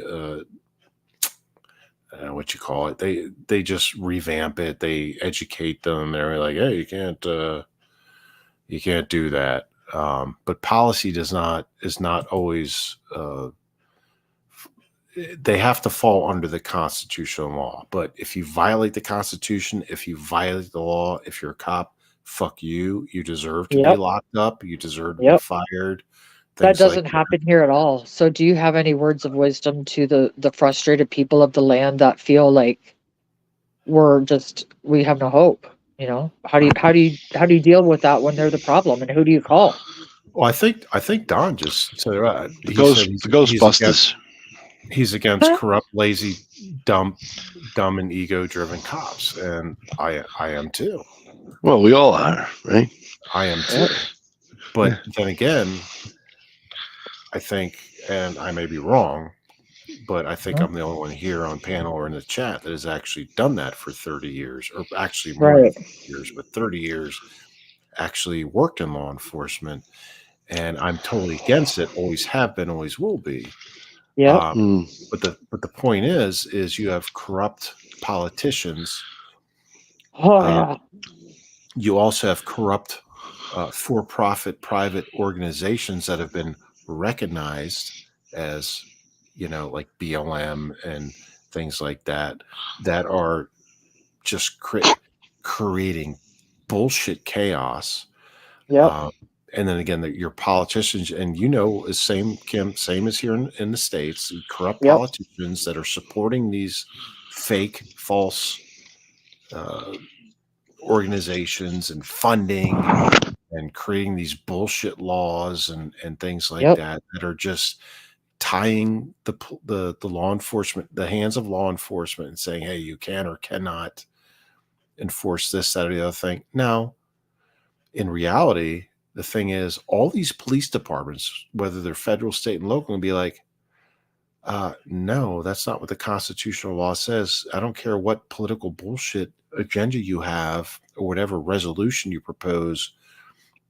We can actually enforce this to the positive of the protection of our citizens, to make sure that they have their rights to freedom of speech, freedom of expression, freedom of without, saying, oh, well, if they can go and firebomb this park or create, free tent, like a tent space in a public park, and they could shoot their heroin there and things. I'm talking about the States now, Yeah. and shoot their heroin up and like block sidewalks and shit on the streets and shit on the sidewalks and leave their dirty needles around and fucking Yep. whatever. Yep. And that's what that's what the United States has come to. That's how fucking stupid this country has become. Oh, it's totally the same way here. It's so much worse. And it actually gives me comfort listening to your stories where people are being held accountable, because I've yet to see that happen here. We're all waiting for it. Well, But they've violated every single right that we thought was a constitutional, like, God-given right. And we just found out within the last couple of years that apparently it means nothing. But they just tie you up in the court system, spend all your money, and then you end up getting the charges dropped, and they still look like the asshole. Yeah, we got a tar and feather them. That's well, I, now I Well, now things are starting to turn in the States because they're starting to realize, yeah, we fucked up. We shouldn't have. A few years ago, we shouldn't have said "f the police" and let's support BLM and close down streets and rename streets and all this fake bullshit. And now they're starting to understand that and backtrack and backtrack. They renamed the battleships and everything. These bastards. They renamed forts, battleships, streets, tore down statues, things like that. Yeah, Because stupid shit that nobody cares about, but the corruption still continues. well, in the States, they're trying to erase our history. They're trying to. Yeah, they are. It's ridiculous. Yeah, but even more to add insult to injury, they censor the shit out of us. Like we couldn't have our last live that we did. I don't even know what we said that got my channel struck, but they removed the video by morning, and it's like, I don't know what we said. It's in the state, and again, I can only speak for the States. They're finally backpedaling on their stupidity, their actual blatant stupidity. Now they're backpedaling, going like, yeah, that was a bad choice. We shouldn't do that. And like Jim Brewer says in one of his stand-up routines, he's like, we're the greatest military in the world, and I'm sorry, Chinese spy balloon over Montana? How do we miss that? It's like, what the fuck? Yep. America has become so stupid overall. Really? I want to move there because it sounds so much better than what we're living in here. I never thought I would say that about Canada of all places. I swear to God, like we used to be like the nicest people, and now we walk around like ready to fucking snap any minute. Like, yeah. Assassino, yes, it's the good police suffer the consequences of what bad cops do, and it's been that way, and unfortunately it'll continue to be that way because they fall through the cracks, just like any profession. They fall through the cracks, so there'll be some here and there.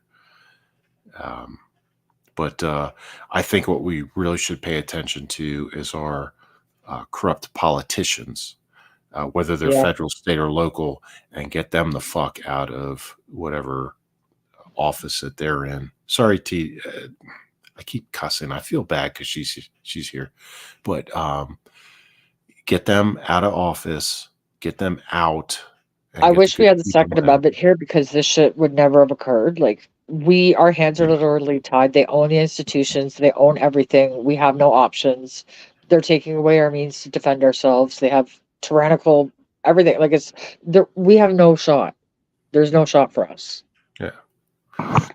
Hey, Don, I got a question. Yes. Yeah. Did you, when you first started, did you have like an afro? I know you didn't shave your head all the time. You're fucking. There's a clown in every circle. I sent Kim a picture of me. I sent Kim a picture of me in military school, like. Yeah, he had hair. A year or 2 years before I graduated and was first sworn in as a cop. And I told her, I said, it looked like I fell on a dead raccoon. Or, I'm sorry, no, a dead, what did I say? It was a dead, I can't remember. It wasn't a kangaroo, though. Or something. Yeah. I'll see if I can, hold on. I'll show you. Let me see. How do I, all right. I know there was a point in time where you had like an afro. No, I never had an afro. What's wrong? Like when you were a little kid, you had like a little red hair. No, hold on. Orange. Are you thinking of the problem child? He's. Hold on. He was bad when he was. I think we all were, and I think that's why we get along. Oh no, he challenged the little assholes we were. I wasn't bad. I wasn't that bad. I wasn't bad, but I wasn't good. Hold on, I'll find it and I'll share it for the love of God. I would love to see some of these videos that we've discussed. With the they're on my they're all on my Yeah. My YouTube. I'm page. still watching his videos. Hold on. He's hold got so on. I many. know, right? I know. An Hold on. off-road approved stash. That's hilarious. Have you ever jumped a patrol car? A car? What do you mean jumped it? Like Like hit a boosted jump. it? Oh, here we go. Oh, here we go. Oh, Yep. I was either. Here he is. I think I was either. You know what? Looking at that, I was either a sophomore or junior in military school. I think a junior. No, sophomore. Looking at the rank. Yeah, so sophomore. Wow. Yeah, that was me with the wig, with the dead opusum on my head. I What's told him the I blue- could make a what wig, is- and he's like, "Get a bic." Like, Uh, Yeah. What's the blue cord on their? What is that? Your right my shoulder? right shoulder. That was banned. Man. The first one was World War. I can't remember, World War I or World War II service. Hmm. But the first, not that I was there, but that's what we had to wear. But yeah, the blue one was definitely a band. And like I said, the other one on the left shoulder, which is to your right, if you're looking at the photo, that was service from my military school. It was a U.S. Army military school. It was either World War I or World War II. I can't remember, but yeah. And we had to wear regular Army uniforms, and those that were in, that's as a Class A uniform with the white shirt and typical green dress blouse, top and pants. Yeah, that's what they call them. That's what they call them. I know. Yeah.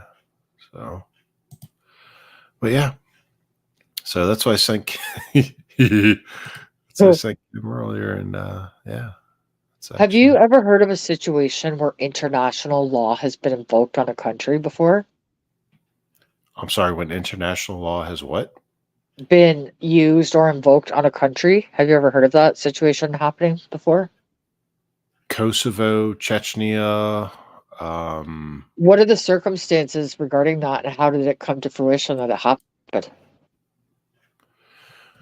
So one of my all right, so this delves into something that's kind of like different and not really off topic, but so international law is imposed basically by the UN. It's imposed by the United Nations. For people that don't know what that is, they can Google it. Most people do. But so United Nations takes coalition forces, basically different countries that have a military presence. They put a force together, the blue helmets, they call them, and they go in.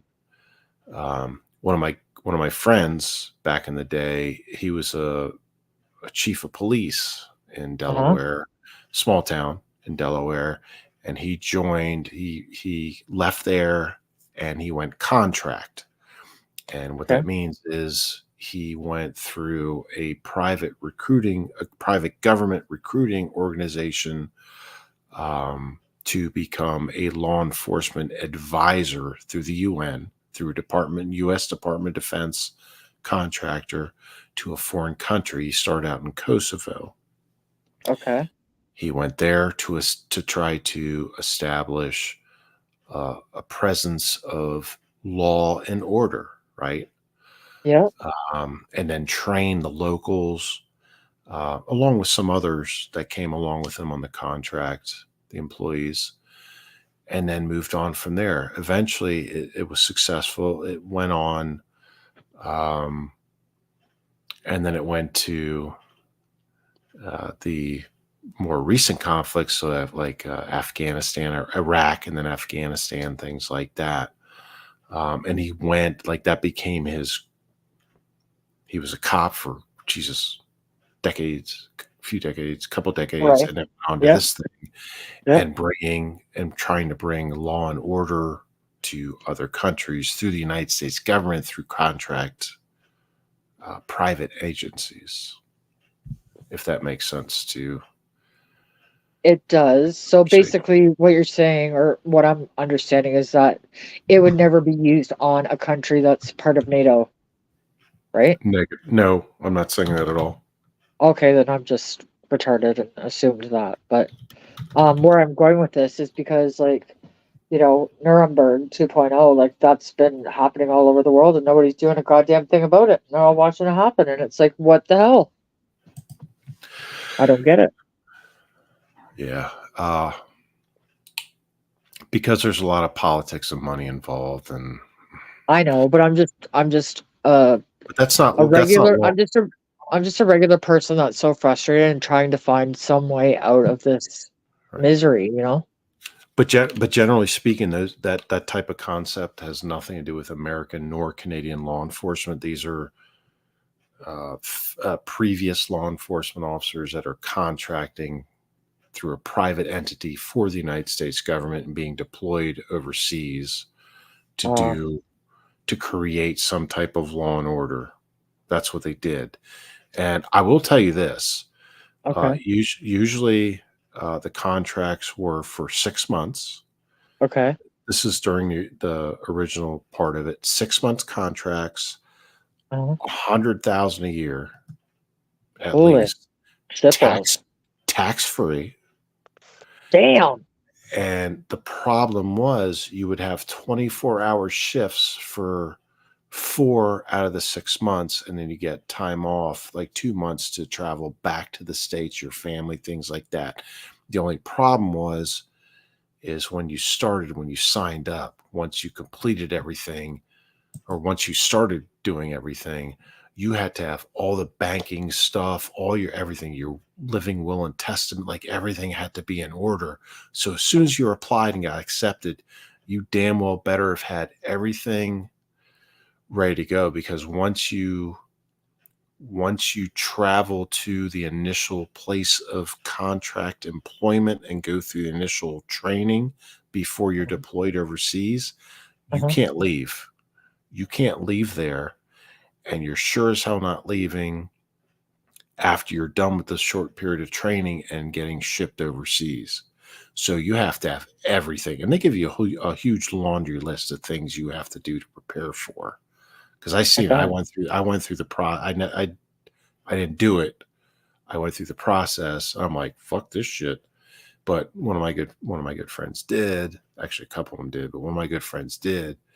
And he's like, holy shit. He's like, are you crazy? Don't fucking do this. I'm like, all right, well, I'm cutting it off now. Yeah. Uh, Well, but the first thing that sounds bad to me is working 24 hours a day for 4 months straight. Like, that is so unsafe. You would be fatigued beyond belief. yeah, but working 24 hours straight just means that you're in country, meaning Oh, okay. I in gotcha. country means in a foreign country, right? Right. Oh, thanks a lot, Chalk. That's a sweet picture. Um, What'd you but do? What'd you working do? 24 hours means that, yeah, you work basically like a 12 to 14-hour day. The rest is your time to yourself, but you're on call all the Right. time, all the time. So you Right. keep, because you're in a foreign country and you're responsible for mentoring, teaching, creating training, things like that. So it wasn't for me for sure. Yeah, that sounds all bad all the way around. Yeah. I cut it off, like I cut it off, like during Yeah. my application problem, like, because my buddy who's doing it was like, fuck this, don't do it. He's like, yeah, it's a lot of money and blah blah blah, but you I'm like, all right, well, so I took his advice. He's the one doing it, not me. So I took his advice. Well, and also, like, I I would think that that would be met with a lot of resistance from the people that are already there and being like, "Who the fuck are you coming to do our job?" You know what I mean? No, I get it. No, I get it. But and they had a lot of hostile resistance, like not just like politically, but physically, like getting Right. shot at, things like that. Jesus. Yeah. So my buddy, uh, when they went in, they were supposed to be in a green zone, which is a safe zone. In Right. this was Iraq, Oh and boy, yeah. So they landed. It was at a military base, Right. and they landed, and they're like, "Well, this is supposed to be a green zone," but then like shit escalated as they were flying there. So they're getting ready to land. They actually did. They got called off. Like, now you got to go back to, I forget what country, like Germany or wherever. Oh, geez. You Yeah. got to go back. You can't come here. It's not safe now. You contractors have to wait a little bit. And so then they went back. And remember, these are civilian contractors. So Right. whether they're previous law enforcement or not, or previous military or not, doesn't matter. They're all civilians taking part in Right. this. So they're like, well, okay, you can come back and here, but if they leave the forward operating base or the base or whatever they have set up, Uh-huh. they have to have a full military escort. So you're talking about like Humvees and Bradley fighting vehicles and shit like that. And they get in firefights like every time they left, just the fob or the base or whatever. And just in the green zone and outside the green zone, especially, they get in like literal huge firefights, like big shootouts and stuff with the terrorists, with the bad people. Jesus.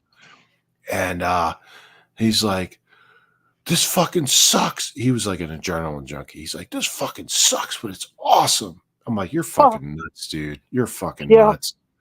Yeah. But no, he did that shit. Matter of fact, he might still be doing it to this day. I don't know. I Wow. lost touch with him, but yeah. Oh, there's Trock in his security uniform. Look at that little. Let me see. Look at that little icon he's got there. That's Trock in his security uniform. How cute you were. Years ago, when I had hair in my head, but I didn't because I shaved my head. Yeah. Yeah.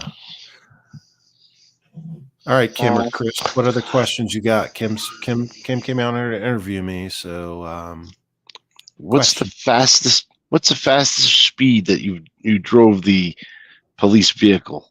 Like over 100 and okay, low 140. 140s. It was a half marked. It was basically a police car. It had no light bar. It was a Crown Vic. It was a Crown Vic. Oh yeah. And it was an older one. Crown Vic had no light bar. It had decals on the side. It was 100 and I want to say 141, 142 during a police chase. Wow. Mm-hmm. Oh, it was, yeah. Mm-hmm. Yeah. Those things used to rock. Old police cars used to rock. Yeah. Wow, that's crazy. Yeah, well, what the hell? They had V8s, supercharged V8s and shit.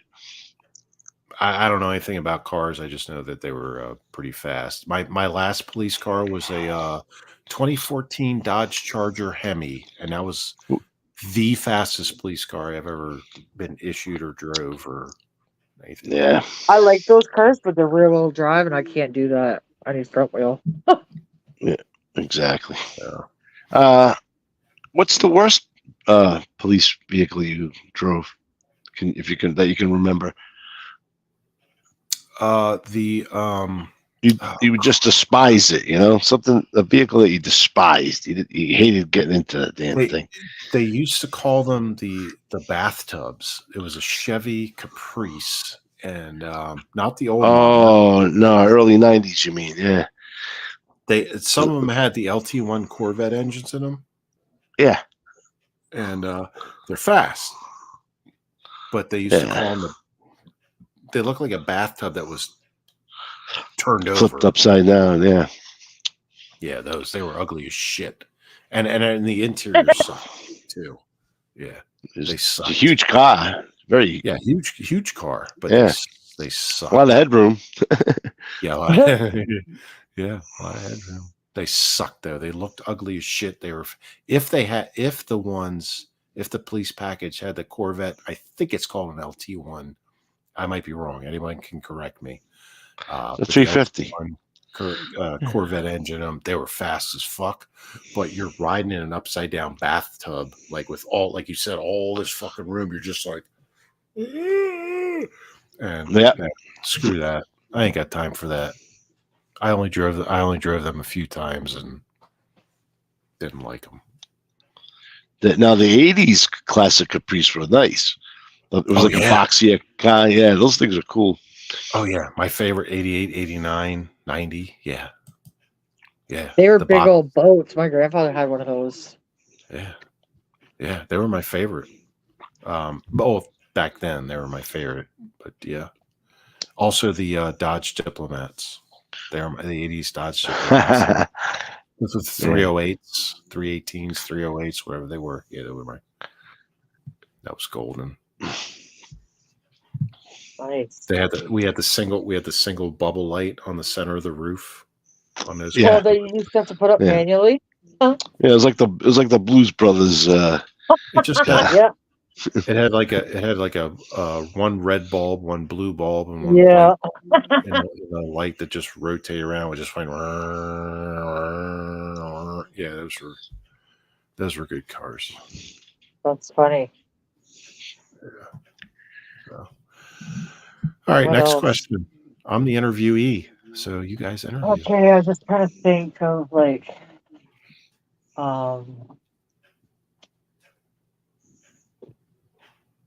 were you ever involved in like, okay, so for instance, there was this one story I can remember. This girl, they were married and she had hired someone to off her husband, and she even paid this person. What she didn't know is that the person that she had paid took her money and then went to law enforcement. So what they did is they made a sting up. They went to the husband and said, "Okay, this is what is happening. This is what your wife is planning." And so they set it up to make it look like he had, in fact, been murdered when he was in reality still alive. They went to the wife and was like, "Oh, this is," and like she put on the perfect show. And then, of course, after the fact, they're like, "Oh, they take her to the police station," and her husband walks through the door. And have you ever been in a situation where it was, something of that nature, like someone tried to set somebody up, or like murder for hire, anything of that, like any of those types of stories? I have to be honest. Did you actually see that on Cops? Because they did that exact Not same Cops, but thing I want on to say it was Cops. like 2020 or Dateline And or something like that. Yeah. it was in Florida, and it was Cops, and that exact same thing you just described. They filmed, but no, I've never been involved in That would be so like that. cool. Like, Yeah. They made fake crime scene photos, like they covered him in yeah, fake blood and stuff, yep, and yep, but they hauled her ass in, and the yeah, person, the hitman was actually an undercover cop, and they hauled yeah, her in, but they created these fake things, the fake photos, and they showed them to her, and yep, then she like fake cried in the interview room. She's like, "Oh my god, he's dead!" yeah. And then they're like, Botox "Well, get," Barbie. and then they had him walk in to the Yeah. interview room alive, and she's like, "Oh my And she's god, like, "I'm you're so happy you're alive!" alive." Yeah, Right, like, right. Yeah. No, that was on Cops. They actually filmed that way back when. That was in Florida, but no, I've never been part of anything like that. I wish I was. that would be interesting. That would have been fucking funny. Oh yeah, for sure. I'd love to be the one sitting there when he walked through the room. Yeah. Yeah, that would have been that would have been funny as hell. But no, I've never been involved in anything like that. That would be interesting. Yes. What else? Oh, Truck's green now. He's the Incredible Hulk now. Huh? Oh, has he been working out? Huh? Looks like he ate something bad. Does the chat have any questions that they are curious to know from Mr. Smith, since we're doing an interview? Is there any questions from the chat? This is Kim's show, because she contacted me and said, "Hey, can I interview you?" I'm like, "Yeah, of course." Yeah. Well, my channel's under current strike, so we had to do it here, but I also enjoy the input from the chat as well if they have any questions. I'm still under current strike until sometime in February. However, I can do lives now and upload stuff now. So yeah, I think I have a few more days before I could do that. For me, they said it was 7, but it was actually 8. But the strike remains for me until February something. Yeah. The part that pisses me off is they used to tell you what it was, but now they don't even tell you what part of it was that got it struck. So it's like, You know, Well, they what told part in it me. did I say something you didn't like? What? Tell me what I did. What you didn't like. In Well, other words. they told me I violated their child safety community standards, and I'm like, all it was two photos of my wife in the Middle East, and I know there's Yeah. stuff going on, there's war stuff going on there, and that was it. And I appealed it. I talked to them live, and I know Kim, I sent you the I know. information of how to contest it live and like talk with them live, and I did that, and then they're like, well, you can appeal it, and I did, and they denied that. So 8 Yeah. days of not being able to upload or do lives, and then the strike remains in effect until sometime, I want to say the end of February, sometime the end of February. Yeah. So, but yeah, so but I got plenty of content that's already been well uploaded, well in the past, be released in the future. So, plus I also have Rumble now. Me Uh, too. But even Rumble is not accepting some of my uploads for some reason. it's kind of a pain. Rumble's kind of a compared to YouTube, the ease of YouTube. Rumble's kind of a little bit more difficult to Yeah, do it stuff. is to navigate. Yeah. Yeah. So anyway, any more questions? Any more questions from Kim, Trock, or chat? Because I'm the one being interviewed. I'm the one in the Did you barrel ever right have a now. situation where you arrested somebody and they happened to escape while No, detained by you? No. no, not by me. I have assisted other officers that have gone through that. I've had officers that have had people run off on foot wearing handcuffs. I have Sure. had an instance where somebody in handcuffs stole a police car, uh, Wow. a state trooper's car. Um, but no, not to me personally. No, no. Matter of fact, Huh. uh, I was I was one of the proponents for and got created. Um, I guess you call it a policy Right. where our cruisers, our police cars, we call them cruisers in the business, Right. had cages installed between the front seat and the back seat from the small agency I worked for, Uh-huh. because of that exact same thing. Because they used to say, okay, well, you drive, you put the prisoner in the back seat. I'm like, well, that's stupid. The prisoner's behind us. I don't care if they're handcuffed or not. They're behind us, Right. and there's nothing, in between us, physically in between us. If they want to climb over the front seat or choke me from behind or pull out a Yeah. hidden gun or something, that was missed. But no, I've seen and heard of couple times where somebody's gotten out of a police car in handcuffs and run away, Huh. and or just simply jumped over the seat, or and just handcuffed and taken the taking the police. I'm like, dummies, seriously. Now that is funny. I gotta admit, that's funny and ballsy. It's so, well, I blame the cops for that. I don't blame the bad guy. Yeah. I blame the cops for that. Huh.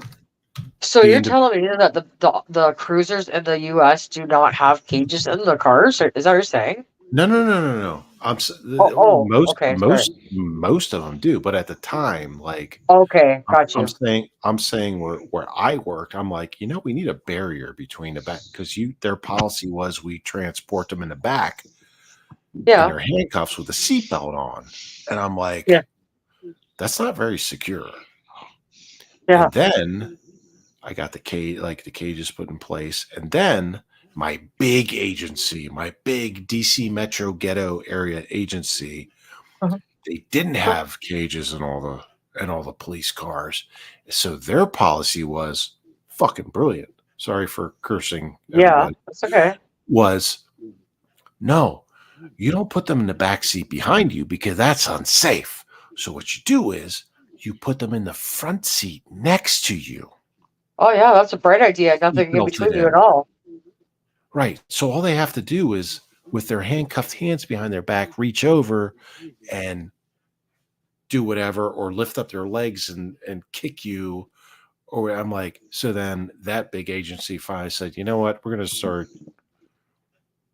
we're going to do one of two things. Either Ah, we're putting a cage in your car, your police yeah, cruiser, or in a fleet vehicle like the SUVs and vans and things. We're putting barriers and cages in those too. So the only yeah, time you could transport or should transport a prisoner is if you don't have a cage in your vehicle, call for one, because other than right. that, it's not safe. Fucking Yeah, I morons. agree. They're morons. They were so stupid. So stupid. Yeah, I'm gonna put a guy that I've locked up for whatever behind Yeah, me in a yeah, no car or thanks. in the front seat next to me. Yeah, I don't think so. Yeah, I'd rather put him in the trunk. Ha! Just knock them Exactly. out. Yeah. Yeah. Throw them in. Chalk, did you hear the story of a 3-year-old that went missing and the baby was found, or the young child was found in the river? I can't remember the river, but um they can't figure out what happened. But my question is, like, a 5-year-old is out on the streets by themselves at 11 o'clock at night. How the fuck did that even happen? And the poor child didn't make it. But Because you got idiots having kids. well, I It's pretty agree. But is simple. there more to it? Did they solve anything about that? Did they find who did it? Did Yeah. they figure anything out? Oh, they did. I don't know. I haven't heard anything of that story, but I've seen it with my own eyes. The freaking crackhead down the street was looking for his kid. The kid was a bunch of mothers had it down like a block away down the street. The kid crawled down the freaking sidewalk, Oh my across the god! street, crawled all the way down the hill. And at the time I was married, so we drove around looking for the kid because it was one of the neighbors. The guy just comes out, oh, I can't find my kid. What a fucking idiot. I mean, seriously, like these people, it's the world we live in today is scary. I don't blame them for not wanting to be cops. No, It's I've just you're that surrounded by idiots. that's true. I've been on a couple calls like that. Someone calls in the 911, says, "Hey, I Yeah, just found a kid in diapers walking yeah. around in the street or on the sidewalk or whatever." It's And a we go, miracle that kid didn't get hit by a car. I've only Yeah, been on a couple. I've only in 30 years. I've only been on a couple of them, but I know they happen. They've happened a lot more than that. But I've been a couple of them. And there's this poor little kid who just like woke up and the parents didn't secure the house. They're like anything. The kid just walked Yeah. out, and just like, and just they don't. It's not the kid's fault. It's the parents' fault. right. That's what it comes down to. That's So, Yep. scary. Yeah. so Wow. all Crazy right. world out there. It's your interview, Kim. And now, I Chris, I have another I do have another question. Sure. I'm curious, through all the years of service, did you have quite a variety of firearms, or usually it was just like the 9mm, well, the 357 and the 9mm, or was it like what did you have different firearms? Are you talking about duty handguns? Like what was issued? Yeah, Okay. yeah, exactly. It started out with the Smith & Wesson Model 65-3 357 Magnum revolver. Then in the 90s, sometime in the 90s, we switched to a Glock Model 22, which was 40 caliber, 40 Smith & Wesson caliber. I carried the Glock Model 22 over 2 or 3 generations from 3 different agencies until 2 years before I retired. They started getting rid of the 40 caliber cartridges throughout law enforcement in the United States, and they went back to 9mm. I never carried a 9mm until just before, a couple of years before I retired. We switched to the Glock 17 Gen 4 9mm. And the only reason why they did that was because the 40 Smith & Wesson cartridge was causing, it's an overpressurized, it's a 10mm short round for those that are firearms people. And it's an overpressurized round that causes damage, or was causing a lot of damage to Glock pistols. So the majority of my time, I carried a Glock 22 40 caliber. But prior to that, 357 Magnum revolver, After that, a Glock 17 9mm. And in my personal life, I carry a Glock 26 9mm, a Glock 30 SF 45 ACP caliber. That's what I carry daily. Wow. Wasn't there like a shotgun also in the car? So it depends. It depends on your agency. It depends on your state, your training requirements. So in Delaware, I carried, and remember in Delaware, I was SWAT too. Well, when I was a kid, I was SWAT too. So we had standard was you had your revolver and a 12 gauge shotgun. Jeez. And then later on, it became, for me, it became A rifle, it right? became a pistol, the 40 cal. It became a 12 gauge shotgun, and then it wasn't. I can't call it an M4 and M16 because it was semi-auto only because I was SWAT. But it was a 9mm AR-15. It was a Colt in pistol caliber, 9mm pistol caliber, and then the department started buying carbines, 9mm carbines for patrol use. So we had our pistol, our shotgun, and a pistol caliber carbine. When I went to a different agency, when I switched states and agencies, when I was a detective, I had a Glock 40 cal and a 12 gauge shotgun, Remington 870. And then when I went to my large agency that I retired from, it was the Glock 22 40 cal, the shotgun, and I stopped. I didn't carry the shotgun. I just had my pistol. I had like 4 or 5 magazines of rounds, 15 rounds in each. Wow. And you Terminator had over here. Huh. and then you had the option of carrying the shotgun or carrying a rifle, which is they call it an M4, but it was basically an AR-15. There was no full autos unless you were SWAT. You carried a AR-15 and you qualified with that. So you had a pistol and a shotgun, or you just had a pistol, or you had a pistol and a shotgun, or you had a pistol and an AR-15. And that was your options. So that's what I went through. That's what my agencies did, things like that. But yeah. Wow. But no, I only carried. So initially for my last agency back in the day when I first got there, the one that I retired from, Montgomery County Police, they're like, oh, you qualify, like obviously the handgun and then the shotgun. And I'm like, I'm tired of shot. I've been carrying a shotgun for 16 years prior to this. And then I also carried the AR-15, like the SWAT, I'm like, I don't want to have to worry about, because you have to qualify it like multiple times and do these different things. Like the standards are so effed up, and it's like It seems kind of clunky to carry too on you, wouldn't it be? Like, I mean, no, they're locked down. They're locked down in the car, whether it's up front in the passenger compartment or in the trunk. The shotgun or rifle is, but I'm like, the pistol's It's just good to have. It's good to have, like on calls where the other person has an automatic rifle or something. You got to have a rifle to, yeah. It's good to have, but law enforcement was so far behind in like thinking and the availability of equipment. So I'm like, I'm not even dealing. I'm fine with a handgun, and so I just did that until I retired. So from initially, and this is kind of effed up, but when I was doing my lateral training, meaning a short-term training, transitioning to the large agency, I'd have to go through the whole basic stuff. They made us qualify with the shotguns.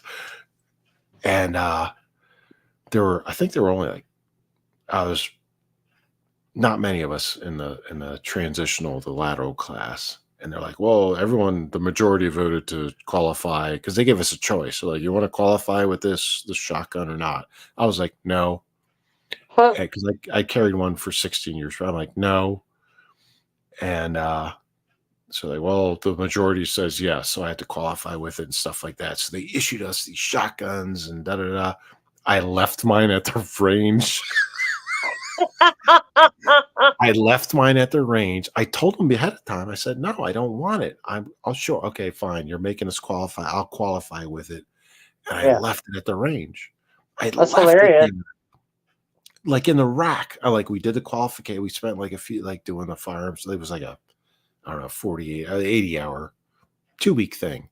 And once we were done with that, I just fucking, I'm like, I don't want it. I'm not taking it. I'm not carrying this thing. And I'm not coming back to qualify with this outside of my other my pistol qualifications. I'm going to get a rifle and things. I'm not dealing with all this bullshit. This is stupid because Maryland sucks. And so I'm like, I'm not doing it. So I left it there in Iraq. I never heard a word. Never heard a word. I'm like, I'm not doing it. I'm fine And you with can't my make pistol. me. Fuck you, make me. Pretty much. Yeah. I'm like, just like I never carried a taser. They're like, well, everyone tasers and better. I'm like, fuck you. I ain't carrying a taser I either. kind of wouldn't mind one of those. I could have used it today, as a matter of fact. I'm like, that's why I got my pistol. That's why I got my fists. That's why I got my baton. That's why I got this piece of shit spray thing with pepper in it. I don't need any other shit. So I left it there. I never heard a word. Never heard That's a word. hilarious. I have no idea what happened to that shotgun to this day, other than it went back into the armory, and God knows who got it after me. Yeah. No, I left it. I qualified with it because I can still shoot a shotgun very well, but I'm like, I'm not dealing with all the problems of because policies and state laws and things like. I'm not putting. And again, it was a different state than where I started, so I'm like, I'm not dealing with that shit. But anyway, so yeah. What are the questions you got there, Kim or Trot? Anyone in chat? How many different radios have you used? Different CB radios. CB radios. Your walkie-talkie or whatever. Whatever you used back in the day compared to what they used when you left. I see what you're saying. Yeah. So never used CB radios even back in the 80s and 90s, even till I never used CB radios. Those not CB, yeah. That's not what I meant. Yeah. So we started with, there's different bands, and if you're not familiar with the different radio bands, it's like UHF and VHF and like low band, high band, things like that. Correct. Bandwidth. Yeah, you can use radios that work on repeaters, radios that just use line of sight to antennas, things like that, car to car or whatever. All of them. Up till I retired, you needed a very expensive, specialized scanner to listen to anything the police said. Versus back when I started, all you needed to go was to go to Radio Shack. Yep. Buy like a cheap handheld scanner, or one that you could put in your vehicle or put on your desk, and you just program the frequency in, or back then it was a crystal. They called them crystals. Yeah. You plug them in and you can listen to all the police, fire, rescue, EMS. Yeah. Not anymore. So, which is smart, because that was stupid to begin with, putting all your info out there, because people had them and they listened, right? Like, yeah, but people listen. The overwhelming majority of people that listen to it going back then, even until now, are just general good people. They're just here. They're just it's interesting to hear, right? They want to know what's going on. The problem was, and still is, that a lot of times the bad guys try to use that technology to be like, hey, we're going to do this hit we're going to do this robbery. We're going to do this burglary. We're going to do this whatever.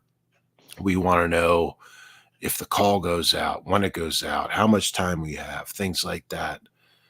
And you can, I mean, it could still be done, but it's expensive. And you really have to know the technology to program these stupid scanners to Right. be able to do that. And if you're in a crew, if you got a crew going out doing this shit like burglaries, robberies, car thefts, Yep. things like that, you're gonna have to hire a complete nerd Huh. to be like to teach everybody, all the dummies in the crew, to be like, well, I'm gonna program this stuff. All you got to do is turn it on, and it's like fucking listen. But these dummies in the crews aren't going to know how to do that because it's so advanced now. Right. Yep. It's so advanced. Yeah. Hell, I couldn't even do it now. I have to go on the internet or like a phone app or something like that to be able to. I'm like, holy Yep. shit. But Did you ever arrest anyone famous? It's famous. It depends on what you mean by famous, locally or nationally or internationally.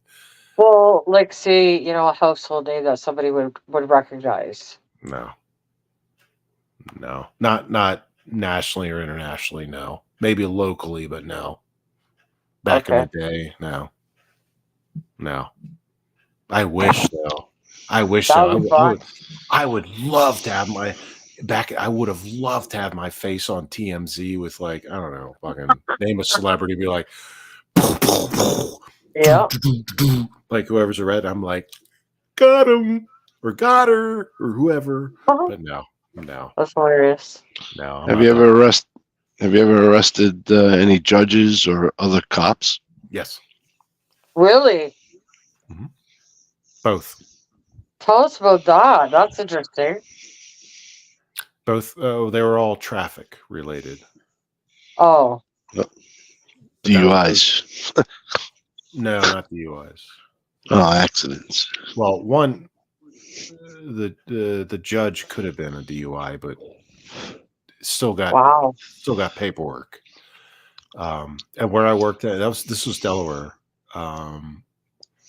A traffic ticket is actually an arrest in Delaware, or at least it was an arrest. It was a misdemeanor. Really? Yeah. Jesus. But like yeah, even speeding? cops. Yeah. Wow. Yeah. I don't know what it's like now. Again, we're going back in time. Hot tub time machine. But that's crazy. Yeah, cops and judges. I've written tickets to cops, judge. Like cops within your own department or other departments? No, other departments. Mostly like both in state and out of state. Wow. Well, that's because they were fucking assholes, number one. Plus, besides, they were breaking the law. They were fucking assholes, so they deserved it. I will tell you this: I did help out a U.S. Marshal once, deputy U.S. Marshal. So they went. If anybody on here knows the coastal resort of Ocean City, Maryland. So a bunch of U.S. Marshals went down to Ocean City, Maryland one night in the summer and decided to have a party at some bar. I forget which bar it was. Big bar. There's lots of big bars down there. Anyway, so they played a joke on this one, basically like a rookie marshal, and like dumped him on the side of the fucking highway. And there, I don't know if anybody's familiar with the area, but you have the ocean and like not even a quarter mile away of the bay. So you're like walking this thin strip of like sand and pavement, like a blacktop highway. Wow. Between the two. And in the middle of the night, there's no street lights. And so they dumped this goof off. They like tossed him out of the car. They're like, they went out, they all got lit, had a party. They tossed this monkey out of the car. And I say he's a white guy. He's just dumb. Like that's why I call him. He was just dumb. And they threw him out on the side of the highway and like took off and left him. And they're like, "Fuck you! Oh my God. Figure it out on your own." So I'm on patrol. I'm working the midnight shift, and here's this dummy this stupid white guy sticking out of the. I mean, you're used to dumb shit at the beach during the summer, right? Well, But yeah. here's this dude, and you're like, what the? So you put, hey, what's going on? First thing he does, flips out his U.S. Marshal. I don't know where I am. I'm like, Jesus Christ. I'm like, all right. Here, come around. Give me your ID. Let me see it. Let me see it up close. So I look at him like, Yeah. he's a deputy U.S. I'm like, fuck. I'm like, what were you doing? He's like, my friends, we went to the bar and they threw me out of the car and I don't know how to get home now. I'm like, motherfucker, where are you staying? He's like, Dewey Beach, which is like 10, 15 miles up the coastal highway. And I'm like, fuck, all right, get. I'm like, are you armed? He's like, no, because we were out at the bar. I'm like, shut up, get in the car. And drove him and then I pushed him out of the fucking vehicle like 15 miles up there. I'm like, find your own That's fucking way. hilarious. Find your own fucking way from here. And Someone else's problem. yeah, pretty Carol much. has I a mean, good like, question. but Yeah. he was young. He was a kid. Have A any rookie. of the officers ever been arrested for harassment? I have not experienced any officers being arrested for harassment. I have worked with an officer got arrested for abusing it's a computer system for checking national and state databases for driver's license criminal histories on people. It's the closest, I guess, to harassment as I've seen or heard of. Yeah, but for harassment, no. What Whether was the that's policy on, like, for any of the departments that you worked at, for the Mhm. civilians, if they had a complaint towards one of the officers within the department? So there's policy, and it kind of also falls under um, some of the things we were talking about earlier. So Is that internal affairs?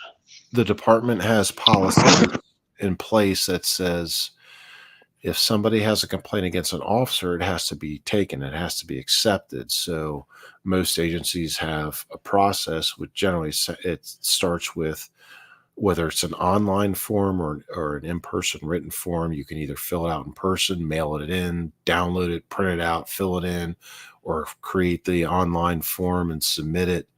And then it goes to the professional standards or internal affairs division, and it gets reviewed.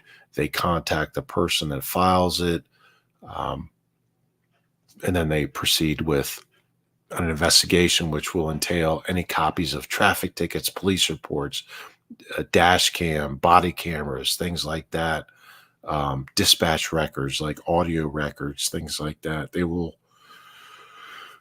review all that, and then Does it say anything on the form that this is not a disciplinary procedure only for training purposes only?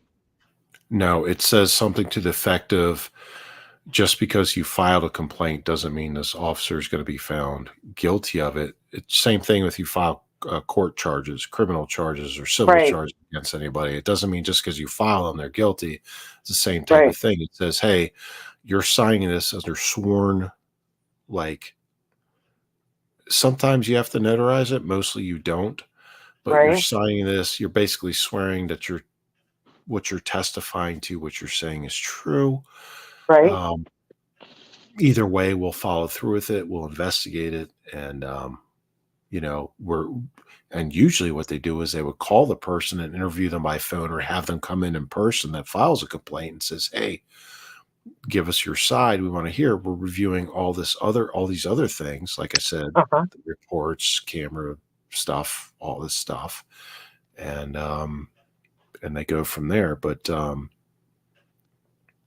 it's basically like, hey, if you're filing a complaint, you have to be truthful, and that's the way it should be. Well, when Um, I had a problem with that guy in the summer, I wanted to report, like, many, dozens of officers were here. And so I went to get the form from the police department, and they're like, this is for training purposes only. Like, and it's like, wait a minute, I didn't no. agree to that. Like, they put my life in danger and it didn't take it seriously, I want their badge. Like, so No, I didn't even bother because I was like, you're already telling me you're not going to do nothing. no, in the States, there's no such thing for a complaint uh, for training purposes. There's no such thing unless you're in a classroom and saying like you're teaching, say, professional standards or Right. IA cops like this in a classroom environment. This is for training purposes. This cop's not real and this complaint is not real. There's no such thing as a real person filing a real complaint for training purposes. Carol had another good question underneath. She I'm said they curious. had two uh, in the past for sexual harassment. So, what was the outcome of that, Carol? That would be interesting to hear. Again, it's something I've never dealt with on the job. I've never been an IA or professional standards or anything like that. And I've not, let me think, let me double check in my head real quick. I don't think I've ever, I don't think I've ever seen or heard of an officer, and at least I'm just talking about the agencies I work for, going through sexual harassment stuff, whether no matter their rank or whatever. Because usually it's usually like the admin level, like the boss level. Yeah, They she said they use. lost their badges. You guys, I cannot Yeah, even believe yeah. like No, I've that they never. actually do things like this. Like in Yeah, Canada, it's just nope. We're not listening. yeah. We're gonna run you over with horses, and then we're gonna go in private groups and say how good Run that you felt. over. Can't wait to do it again. Like Run you over you with know, horses. yeah. Now, And I'm not Carol, kidding. They were in a Discord, and the messages got leaked, and they were saying about how much they thoroughly enjoyed it and couldn't wait to do it again tomorrow. no, I have not. I have not personally seen or witnessed that type of thing. But usually, from my experience, everything I've read about or heard of, it's been like usually it's at the higher admin level, like the bosses that are being accused of it to their subordinates. That's what Wow. That's just my personal Have you been observation. on? Have you ever gone on any like interesting raids? Like you must have been on a couple raids, I was right? SWAT when I was a kid. Yeah, I've been on a lot of interesting Yeah. raids. Yeah, Yeah. and then as an Any adult, as a any funny ones that stand out? well, I'll give you one tip. I'll give you one tip, Troc. Huh? Anytime SWAT does you call it a raid, but we call it an execution of an arrest or search warrant. But anytime you go on a raid, you can always guarantee one of two things: you're going to find porn, or Oh boy.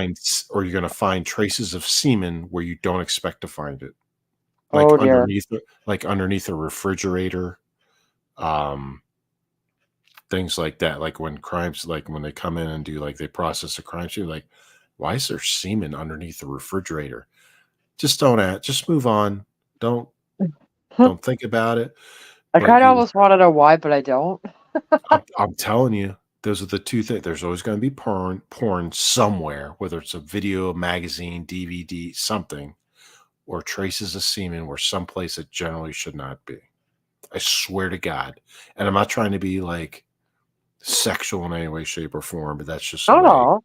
Yeah. that's just the way it is in those type of things. But the one worst, and this might come back to haunt me, but one of the worst raids, it was a search warrant, and of course, again, this goes back to they always find porn.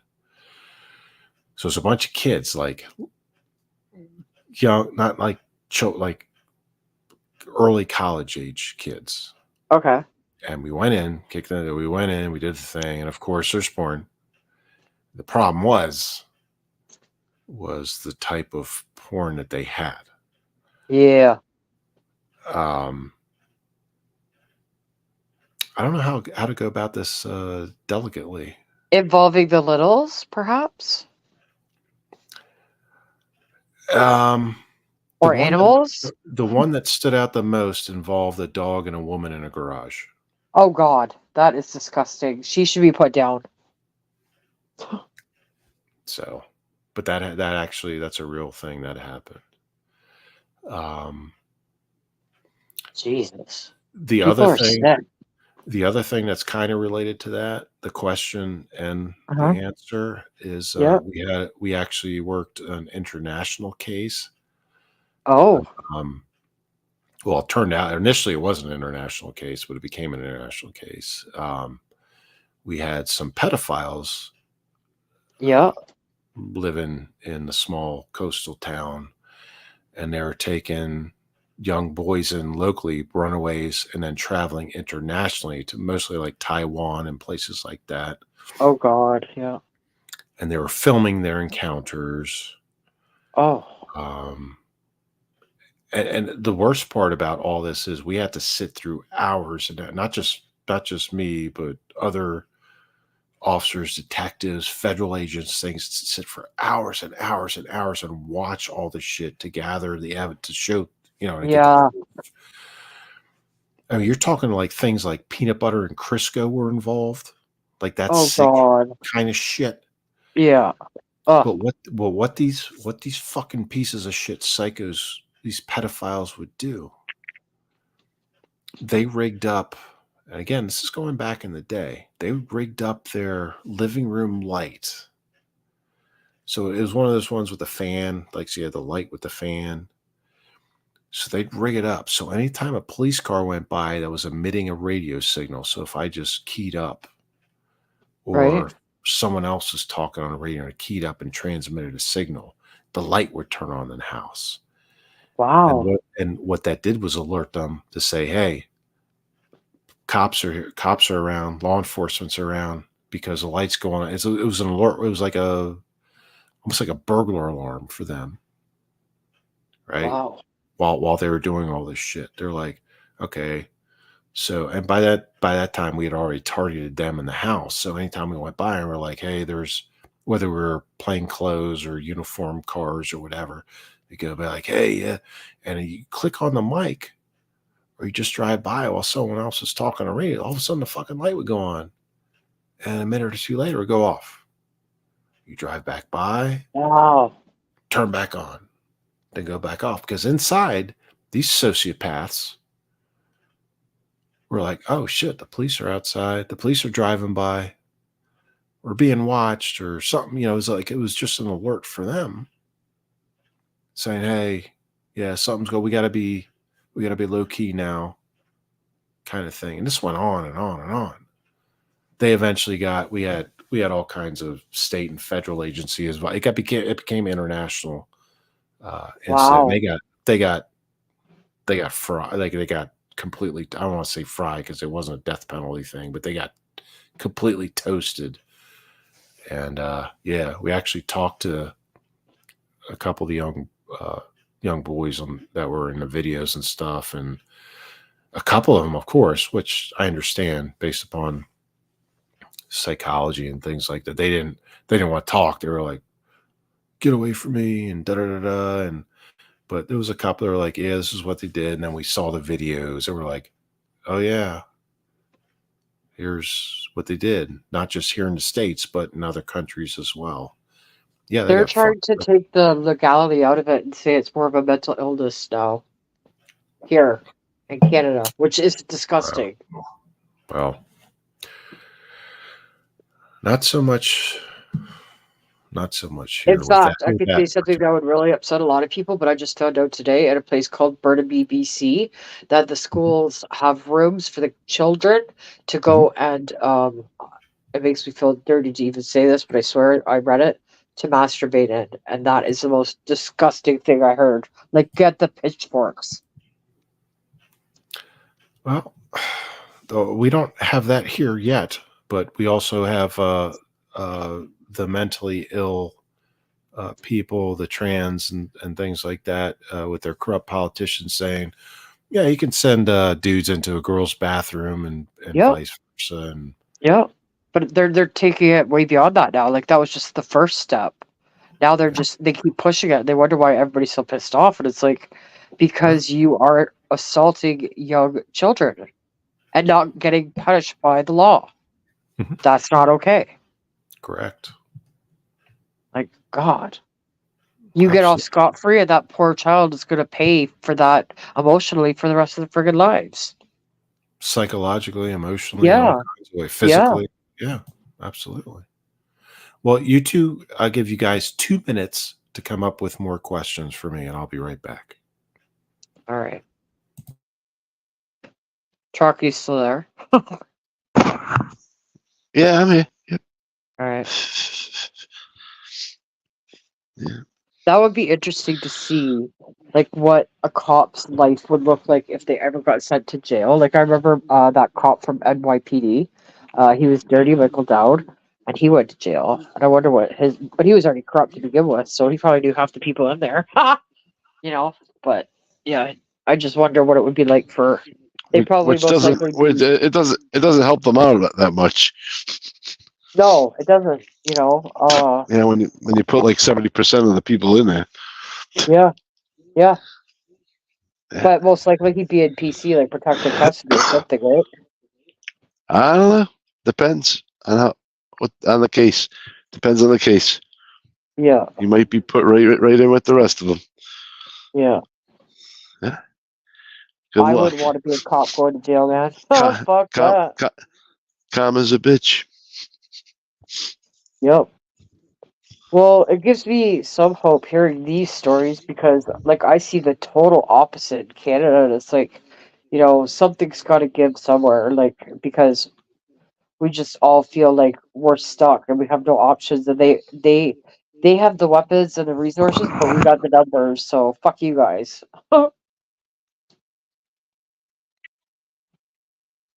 Yeah. Yeah. Yeah. Hey, Corral. What happened to all your lives on your channel, by the way, Troc? What do you mean? I don't know. I Oh, checked earlier. they struck my channel. For what? I don't know, some stupid shit, man. They gotta redo. I gotta do more stuff. It's crazy. See, we're all getting striked. Welcome to my world. Like, fifth channel. Better start your backups now, boys. The next time they said there's gonna be like a 90-day Yeah, period or something. yeah. Well, it lasts for 90 days, but your first strike just means you can't post or use your community tab for 7 days. Your second strike will be for 2 weeks. And then your third one, your channel will be gone. But if you deeply violate it, they could just remove your channel. I had one channel that I lost in Ottawa just for streaming Ottawa. I didn't even have a strike on that channel. They just removed the whole thing. You can't see nothing. Like you can't even see the shorts. There's no shorts in it. I thought I was doing some shorts. Maybe. I don't know. I didn't look.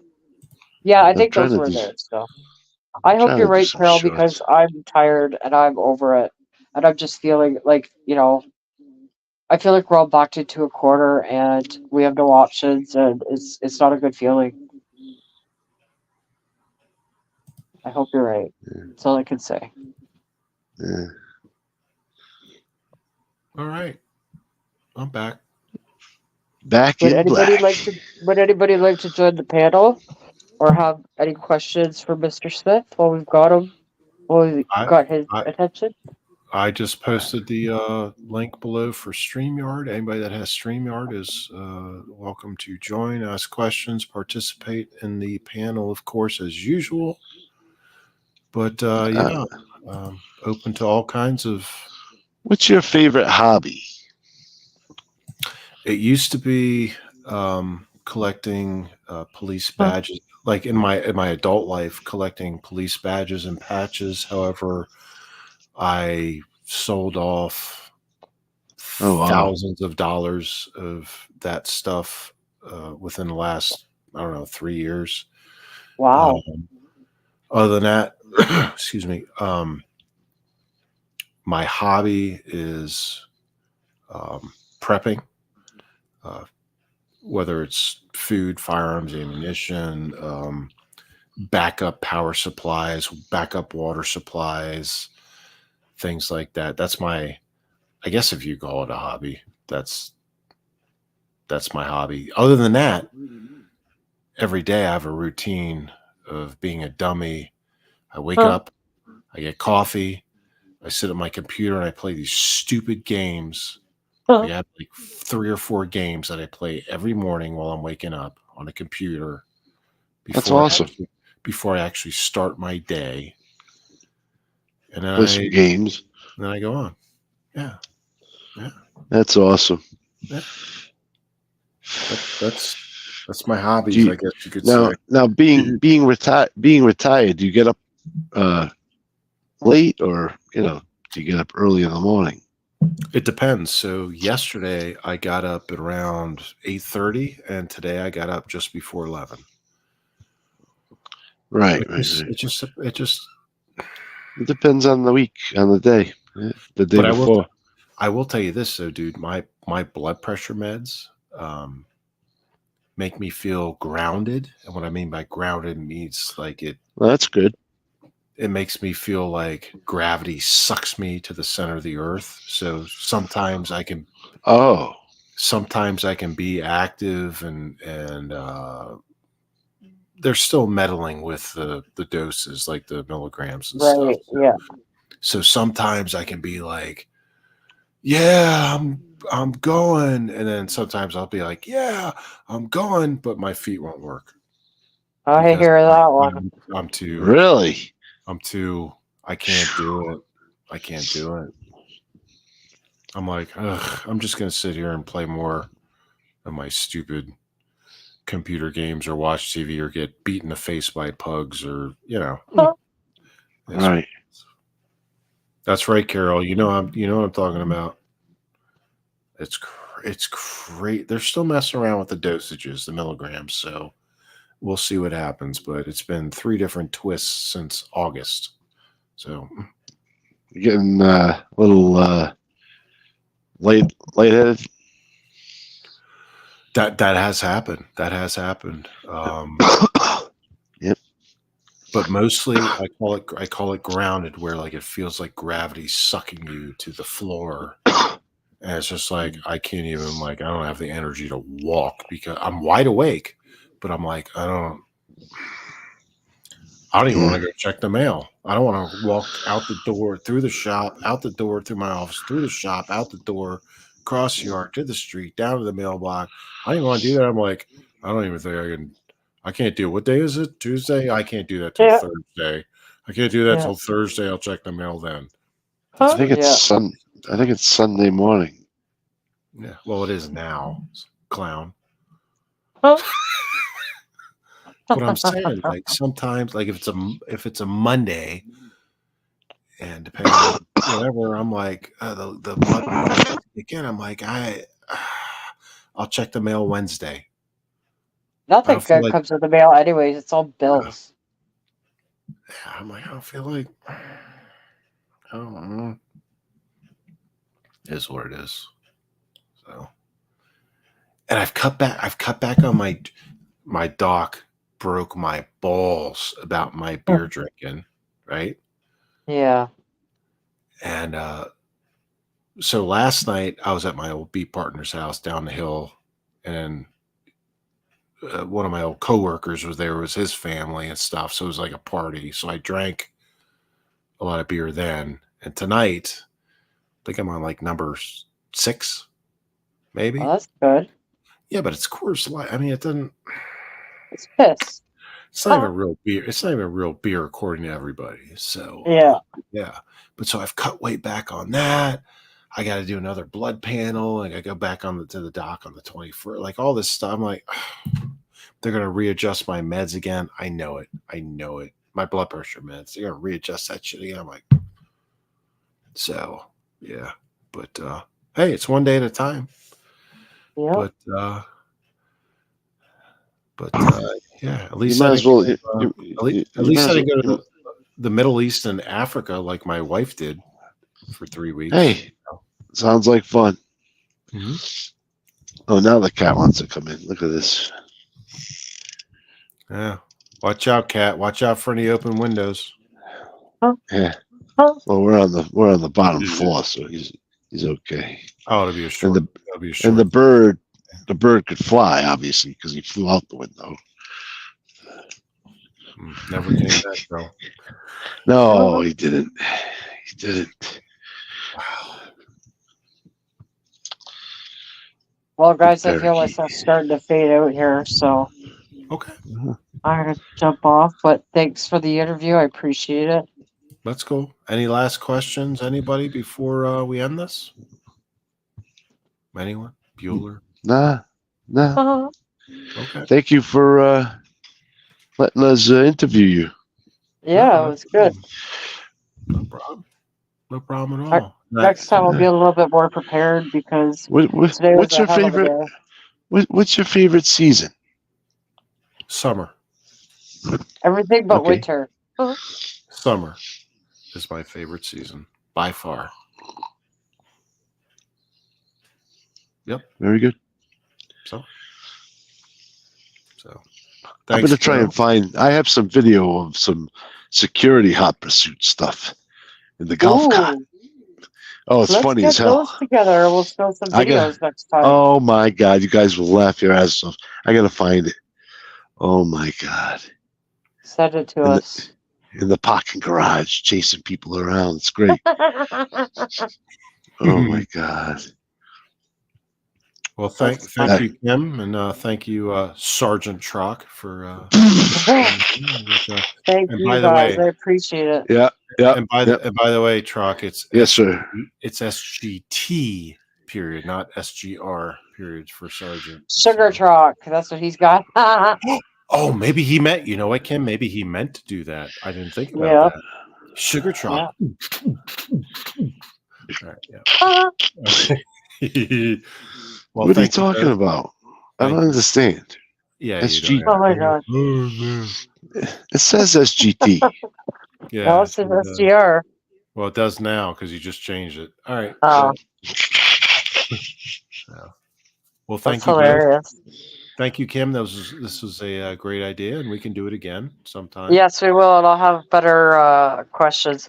Today's been a hell of a day, and I've been fighting off a cold. It sounds like Trock's got the same one. Oh, it's horrible. He always sounds like that. He's always an Oh, asshole. this one has been brutal. I was freezing. It couldn't get warm, and oh my god. Yeah, but You anyway, can say that again. Thank you both. Thank you to everybody in chat. Thank you to everybody that watched, and Catch up with you as always. The next one, right? Yeah, Correct. for sure. All right. Okay, Thank guys. you all. Talk to you later. Thank Thank you. Good night, Jack. Thanks Good everyone night, for everyone. watching. Good Bye. night, Kim. Good night. Good night. Good night, Mr. Smith. Chuck. Good night, Mr. Smith. All right. Bye, guys.